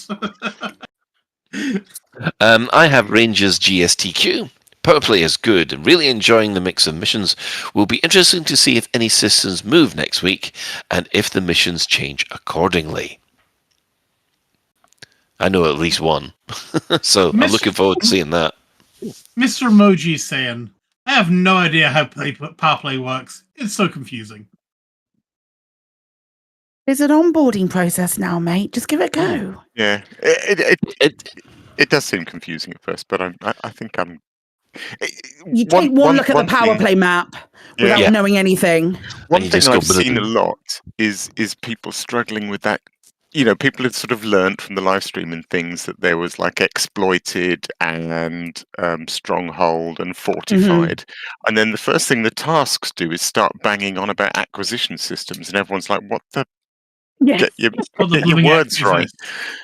And what I've realised is that's not an inconsistency, you know, because acquisition is like a word for one is the state, and an acquisition is like it's more than one state. Acquisition is like exploited and there's a big vocabulary to learn with it. There is. I think. Yeah. So it does seem really confusing at the beginning, but it does. I will say that they have actually improved. Yeah, because the whole acquisition things. It took me a couple of goes to understand what the heck was happening. It didn't help that the fact that the galaxy map wasn't working properly, but I will say that they've now actually cleared up those definitions in the manual. So I now know. Yeah, that's in the codex, right? When you say the codex. Yeah, and also they fixed the tactical map. The tactical map, there's that little icon at the bottom that will show you the tactical map is a godsend. It just doesn't work without it. So yeah. Okay, I haven't played with that yet, but I will do. Oh, you luck, Alec. Okay. Smeggy Smeg says, this is my first time engaging in Powerplay in over 1,000 hours of playing the game. Before, I didn't like the implied obligation resulting from merit decay, and as a less skilled player, I was concerned about hostility in systems. Now I'm a more skilled player, and the lack of decay means I won't be punished for not playing for periods of time. I've already found a Powerplay community. We've done a stronghold raid as a group of about 15, and we know community is what helps people continuously play games. I like the mix of activities that Powerplay encourages, as well as the sense of territory. Before, I was always bouncing around between space rather indiscriminately, but now each space seems to have a certain character, which is fun. Ascendancy. This is my first time ever trying Powerplay, and it's kind of fun. It encourages me to try a mix of activities. The Powerplay NPCs are everywhere, but they aren't too strong, so it's an annoyance, not an inconvenience. And Mandalay, the first time I bought it out, I let my kid fly it down near a planet's surface. I left the room for 1 minute and he blew it up. 10 out of 10. Yeah, but if you bought it, Love it. no rebuy. Amazing. Yeah, cool. Lambda says, I've been preparing my Mandalay for an extended exploration into the back, and I've got to say it's a pretty interesting ship. Responds sharply and quickly to control inputs. The SCO overdrive is smooth like butter. I love the ZP logo when you look down at the window below your feet. I retract any previous unkind statements I made about its looks. As for PP 2.0, I'm hesitant to give it a try. Seems like Frontier has some ironing out to do. For example, their panic nerfing of prolific explorers tuning in years of stockpile data doesn't fill me with great confidence. That's good. That's a better way to put it rather than punishment. Yeah. I have Commander Nails. The Mandalay is an excellent boat. Its handling is amazing. Way better than my Phantom or Jumperconda. Realistically, the longest jump in the game is to reduce to about 2 or 3 light years better than my aforementioned Explorers when outfitted suitably for exploring.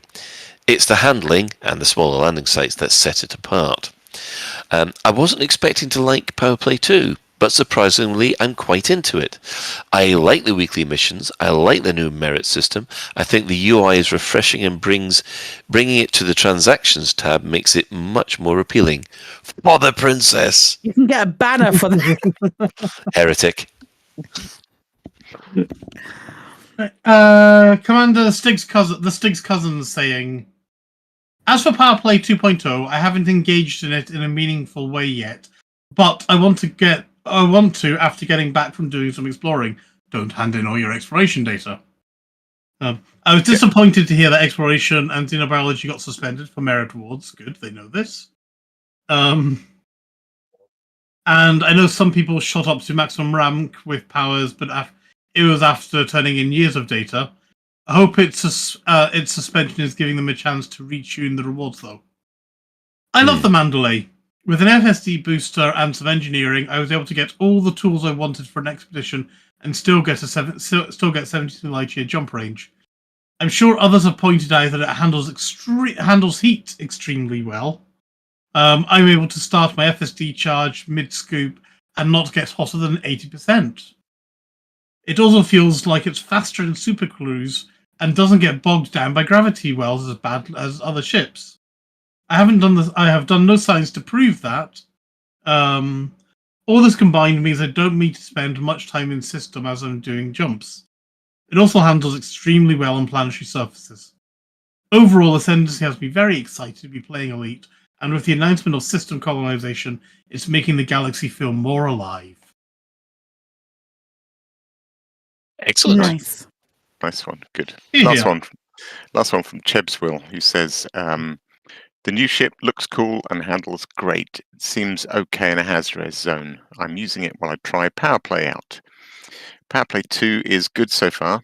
The updates of progress on the maps mean you can see how you're doing without waiting for a daily tick. The fact that so many of the things you can do in game have an effect is good. I hope any exploits that are there get plugged early. It seems the problem with fifth column type activities is thankfully not even going to be an issue with it. I've ventured into other power spaces and had no trouble on the grounds sites. The patrol scanned me and gave the usual unpolite speech. Well, until the other patrol spotted me next to a cut-off panel, and then it turned into a bit of a horror movie scene with bodies everywhere. I'm sure there will be tweaks, but so far, so good. I guess the only downside is the strongholds giving basically all the modules means finding a ganker for banter may be harder now. I don't understand what it means, finding a ganker for banter. No, I'm not quite sure what that's about. Right. Well, I suppose what he's saying is that because you no longer have to go to no longer has to go to Shinra to get all the modules, they can go to any stronghold because strongholds have pretty much all the modules. So all the modules, as in. Is it literally all? Is it like Shinrata? I thought it was just the Powerplay modules that you got from your power. No, I think the outfitting is like Shinrata. It has Like all the outfitting in things. The strongholds I has think all the things. so. Oh right, okay, got to science that. My guy, go to Desia. Go to Yeah. Desia and open. You'll find some gankers, I promise. Oh yeah, you'll find plenty of You want gankers some there. banter? You want some fun banter? I had one thing I forgot to say about the Mandalay actually, and I was just going to drop it in at the end here. But for fun, so it wasn't allowed because you can't get it for credits yet. But for fun, I tried the latest buckyball race in the Mandalay because I did claim that I thought it was going to be the new buckyball king. So just for a bit of perspective, so Shay Unbeatable Blackwood managed 29 minutes 28 in the latest race. And I, after many tries, got close with 29.50. My very first run in the Mandalay, I got 28.28, so a full minute faster than Shay's run. Oh, holy shit. That thing goes like shit off a shovel. It's incredible. Is that using SEO and everything? Yeah. Yeah, its ability to handle super cruise and to bleed speed off when you can sort of approach a station with a 0.2 second ETA and then just pull back and it just slows down again. It's handling in super cruise is incredible. Excellent. Does anybody have any other business? Not this week. Excellent. Right. Straight on to the shout-outs then. Right. Our sister station, Hutton Orbital Truckers, Hutton Orbital Radio, it broadcasts on a Thursday from 8:30. You can tune in at twitch.tv/Hutton Orbital Truckers, or if you just want the audio, go for radio.forthemug.com. For the discerning commander that likes a bit of CQC action, check out the CQC Discord at discord.me/Elite Dangerous CQC. We're also giving shout outs to the other Elite Dangerous podcasts. So you got the Guard Frequency, who do other space games as well, and also the colonies out there and the loose screws. They won't be happy with that. Are they doing some? They're doing some colonization, are they? For some reason, they seem to think that Dick Van Dyke is living in Tottenham Court Road for some reason. I've got no idea why. It's very funny. Yeah. Also, if you speak French. I just let the funky music do the talking. And of course, there's the wonderful Elite Dangerous podcast, who also do wonderful missions as well. Now, following on this, we have the latest Galnet News Digest, as provided by Commander Witherspoon and Commander Beetlejude, who thoroughly wrote it tonight. And well, thanks to everyone who's chipped in the Twitch chat. And the in-game commanders, according to the Chris Mark IV, has been Mebaza, Bernard McGrew. What? He's a gonk-you-dobber! He's a gonk-you-dobber! There you go. Rustus Words and Niels. So, yeah, thanks for joining Chris and keeping him company. I'm assuming that Ben was there as well. Or did he run away? I've been here, I've been there. I visited. I went off to Leasty to look at the stronghold carrier there. And yeah, Epicris is also here. Do you mean the Pathos? No, it's Epicris. I see it right there. Oh, right. So special thanks to Commander Tokoso, JN Trax, and Alan Stroud, who have created music that we use on the show. So that's it for another episode of Lave Radio. If you'd like to get in touch with the show, you can find the contact links at the home/contact us menu at the laveradio.com website. Do let us know if you have any questions or if there's anything you'd like us to discuss in a future episode. Lave Radio is recorded live on a Tuesday evening at 8:30 and streamed out at laveradio.com/live. So, thanks to Claire. Good luck, America. We've managed so far without mentioning I it. said one thing. I'm just wishing America luck. What could it mean? Who knows? Who knows? Yes. Alec, thank you. A little bit of politics. No. Thank you, Ben. Yeah. Good night. Good luck. God bless. God help us all. Yeah, God help us all. And of course, special thanks goes to today's tech specialist for the first time. Put your hands together. It's Commander Apathis, or Pathchris, or Apacas. Apaca Crisps. It's one of them.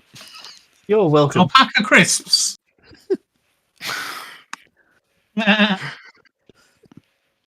So yes, take your selection, please. So thanks, Apathis. Yes, so glad that you've joined us. So until next time, Commanders, fly safe, and if you can't do that, fly dangerous.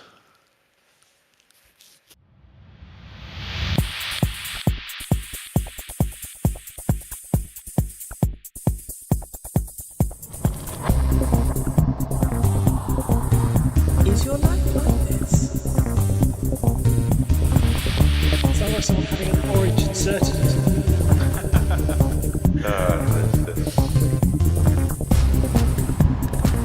Need a safe word. Space can be loaded.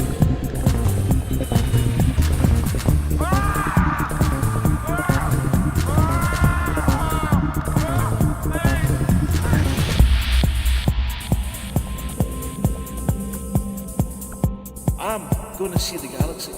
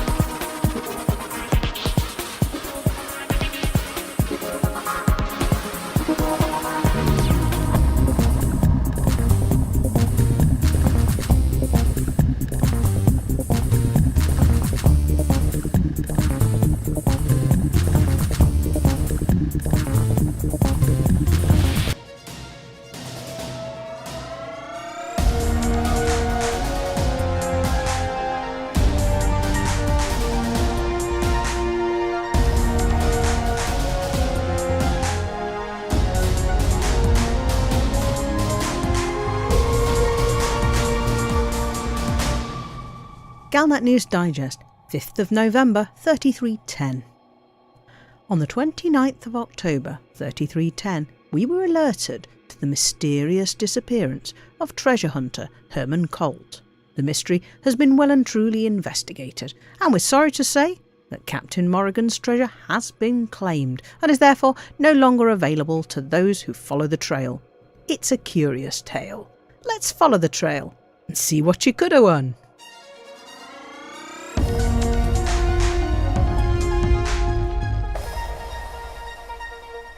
Herman Colt, a fabulous self-publicist, set off with a small expedition at the start of October to find the lost treasure of Captain Morrigan, a notorious pirate from the middle of the last century. Colt appears to have been enamoured with the legend of Morrigan and already had a small collection of Captain Morrigan artefacts aboard his fleet carrier. Famed for live blogging his every move, the publicity-hungry Colt went silent and remained silent. After a few weeks, his nearest and dearest, or at any rate his close colleague Natasha Moore, began to express concern for his safety. And so the hunt began. Thankfully, it wasn't too hard to follow the trail. Colt left a series of articles on listening posts that he presumably intended to come along and collect up later so he could make a podcast. The first of these was in the Frennis system, an old haunt of the pirate captain. The name's Colt. Herman Colt. You've probably heard of me, explorer, pioneer and hunter of historical artifacts. The Benami locket on display in Anderton Global Museum? I was the one who recovered it. Kitty Gazelle's blaster, the one rumoured to have fired the first shot in the Alioth uprising? That's right. Me again. I follow stories into myths and bring them back to reality. The credits that come with such work aren't bad either. This time I'm taking some rookies on a simple little hunt. A good introduction to the career for them, and a reward of great satisfaction from me, the treasure of Captain Morrigan. Oh, Morrigan, my muse, my light, born decades before me, lost to the galaxy when I was still a child, but your story inspired me to become the man I am today, to bend fate to my will, just as you did. I finally have your star map in my possession. It took years of chasing whispers down many dead ends, but now the key to unlocking the truth of your famous journey is revealed. I'll trace your vapor trail to the final known location of your hoard. What will it contain, my captain? I'm eager to find out for myself. My squadron consists of 4 hopefuls excited to be joining the renowned Herman Colt on another historic journey. Ahmed, Kovalchuk, Otero, and Shanks. Who knows? Maybe they'll make something of themselves one day. Let the hunt begin. My squadron has reached Siusu with no issues. The aspiring treasure hunters with me babble excitedly on comms now our journey is underway. It reminds me of my youth somehow. Educational class trips to some museum or historic location with teachers herding dozens of squawking children. The real ones were always better than the virtual. For now, my own squawkers are amusing enough while I wait for Morrigan's star map to calibrate our next location. Kovalchuk has a natural charisma and makes the others laugh. She at least shows promise. Shanks and Ahmed are more pedestrian, eager to follow instruction and hesitating to do anything without my order. Otero is, well, let's put it this way. Either he's so meek that his voice doesn't sustain the comms link, or so inexperienced that he doesn't know how to configure it. He keeps asking for confirmation on an order to return to our starting point. I haven't once suggested we turn around, so Otero must be tuned into a different channel. Siusu was where Captain Morrigan made her name, a daring raid on an industrial convoy carrying precious gemstones. Morrigan's small raiding party took on a security patrol, over double their number, and emerged victorious, with a significant haul of loot. A quote from one of the haulage pilots states, "She destroyed 24 ships, then positioned her craft nose to nose opposite me. I could see Morrigan smiling through a heavy scar across her jaw. She demanded our cargo and blew me a kiss as we jettisoned canisters worth millions of credits. Then the pirates were gone, leaving us surrounded by wreckage. I do wish I could have seen her crew in action. Where will you lead us next, Captain?" Turn back while you still have a chance. You were never invited to the dance. Trespassers never reached Rima. We have arrived at our next destination. Otero is nowhere to be seen. Not visually, not on radar. The buffoon might have jumped to the wrong system. Perhaps he just chickened out of the hunt. Or, were I to attribute him with any one iota of cunning, he may have a different plan altogether. Shortly after we arrived, Ahmed sent a panicked message claiming someone had sent him a message with a warning to turn back. Not a request, not advice, a threat. As a fledgling treasure hunter, Ahmed doesn't understand that the job's highly competitive. There are only so many famous figures to plunder. It wouldn't be the first time I've been trailed by a rival looking to throw me off the scent. I have my suspicions that Otero joined us to acquire as much information as possible before breaking off to disrupt us. Perhaps he has designs on Captain Morrigan's star map. Well, he'd have to take it from my cold, dead ship. A shame this issue has distracted us from the importance of this system. Here is where Morrigan met her soulmate, Ntuli, at a wild pirate gathering. The legend says that Ntuli challenged Morrigan to a dancing contest. The two of them went song to song for several hours, long past the point that other revellers had given up or drunk themselves into a stupor. With both exhausted, Morrigan asked Ntuli what kept him in the contest. He replied that each song they shared represented a year they would spend together in love. Tully must have been quite the charmer, since from that day forward the pair were inseparable. The star map has been calibrated. We push onwards.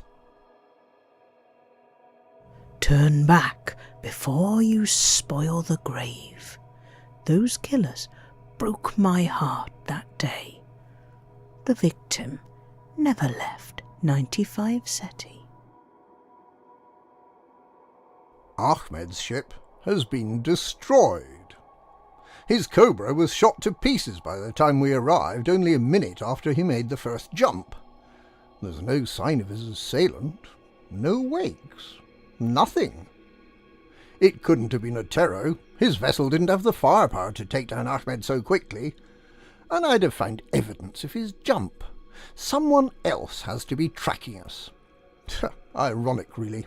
This system is where Captain Morrigan's love, Tully, was ambushed and killed by the Kandira gang. Only 3 years after they met, so much for the romantic ideals of pirates.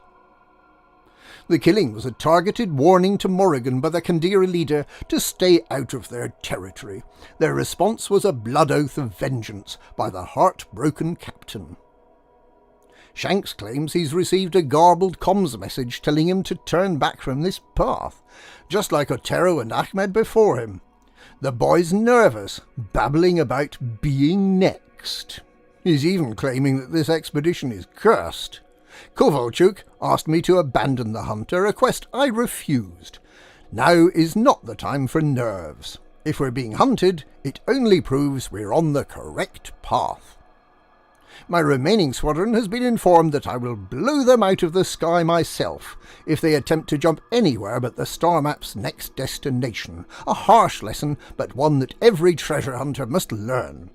The more danger you're in, the closer you are to your quarry. I will not be intimidated by superstitions. Turn away from my sweet embrace. Those killers died in beautiful ways. The last sculpture was in Tranua. All 3 remaining ships arrived at this system. However, Shanks's ship is not responding to any comms, and it floats freely away from the nav beacon. A visual inspection shows his cockpit is empty. Only Kovalchuk and I remain. I know where we are. This location marked the end of Captain Morrigan's vendetta ride against those who killed her beloved. Over several years she tracked down and murdered each of the Kandira pirates responsible for the death of Ntuli. Their final hours were both inventive and terrifying in every instance. Morrigan's focus on revenge was all-consuming, to the detriment of all other aspects of her life. This may sound strange, Morrigan, but I can relate. Your story has fueled me for so many years.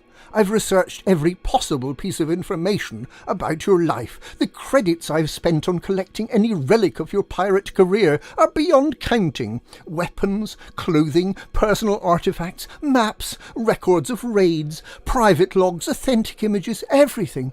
Everything. There's a room in my apartment dedicated to your history, and I dream within it often. Do you now haunt me, Morrigan? Did I acquire so much of your life that I've summoned your soul to follow me on the trail to your final treasure, my obsession with you now reflected in a curse? If you can hear me, then know that I spit in the supernatural's gaze. Your eyes are long dead, and the last piece of your life will complete my collection. Your star map has finally deduced the location of your hidden riches. Watch as I take it for myself, you hellcat. The remnants of the great Captain Morrigan's life will decorate my own legend. Turn back from my cursed soul, the only memory never sold. Shadows lurk in HIP 7233. If anyone's reading this, leave now, please. I'm Maya Kovalchuk. I was part of Herman Colt's expedition to find the treasure of Captain Morrigan. His last expedition, I guess. We'd followed a star map Colt had. The bastard threatened to destroy my ship if I didn't stick with him, even after the others were dead. He'd gone strange. By the time we got here, I mean, the closer we were to the treasure, the worse Colt got, ranting and raving about seeing the captain, kept daring her to appear. It was like something took hold of him, something dark. But when we reached this planet, there was another ship. I can't explain it properly, but geez, this thing was there, but not there. My scanners couldn't identify the stuttering energy signature. When we made visual contact, my canopy display must have caught interference, some kind of radiation maybe. The unknown ship was drenched in static. I couldn't focus on it. Every time I tried, these crazy distorted patterns would... Colt flew into a rage and boosted towards it, hardpoints deployed. The unknown ship took off, with Colt in pursuit. My God, the noises he made. I've never heard anything so angry. The comms channel peaked so hard I had to shut it off. For a second, it sounded like two voices screaming together in hatred. When I finally caught up, Colt's ship was a wreck. He'd floated out of the ship's ruined canopy, strapped to his chair. It was horrible. His eyes were open. Rage still twisted his face, even in death. Listen to me. Morrigan's treasure is attached to this beacon. I ain't touching it. Take it or don't take it, but I swear this whole voyage was cursed. I worry about what'll happen if you snatch the loot. If you've already taken it, then don't stick around to find out what happens next. Run. And that's the end of the trail. Spooky. For the record, Captain Morrigan's treasure consisted of 4 million credits, 4 paint jobs, and the Trickster Apple Suit Cosmetic. Well done to whoever managed to take it. The treasure chest is now empty.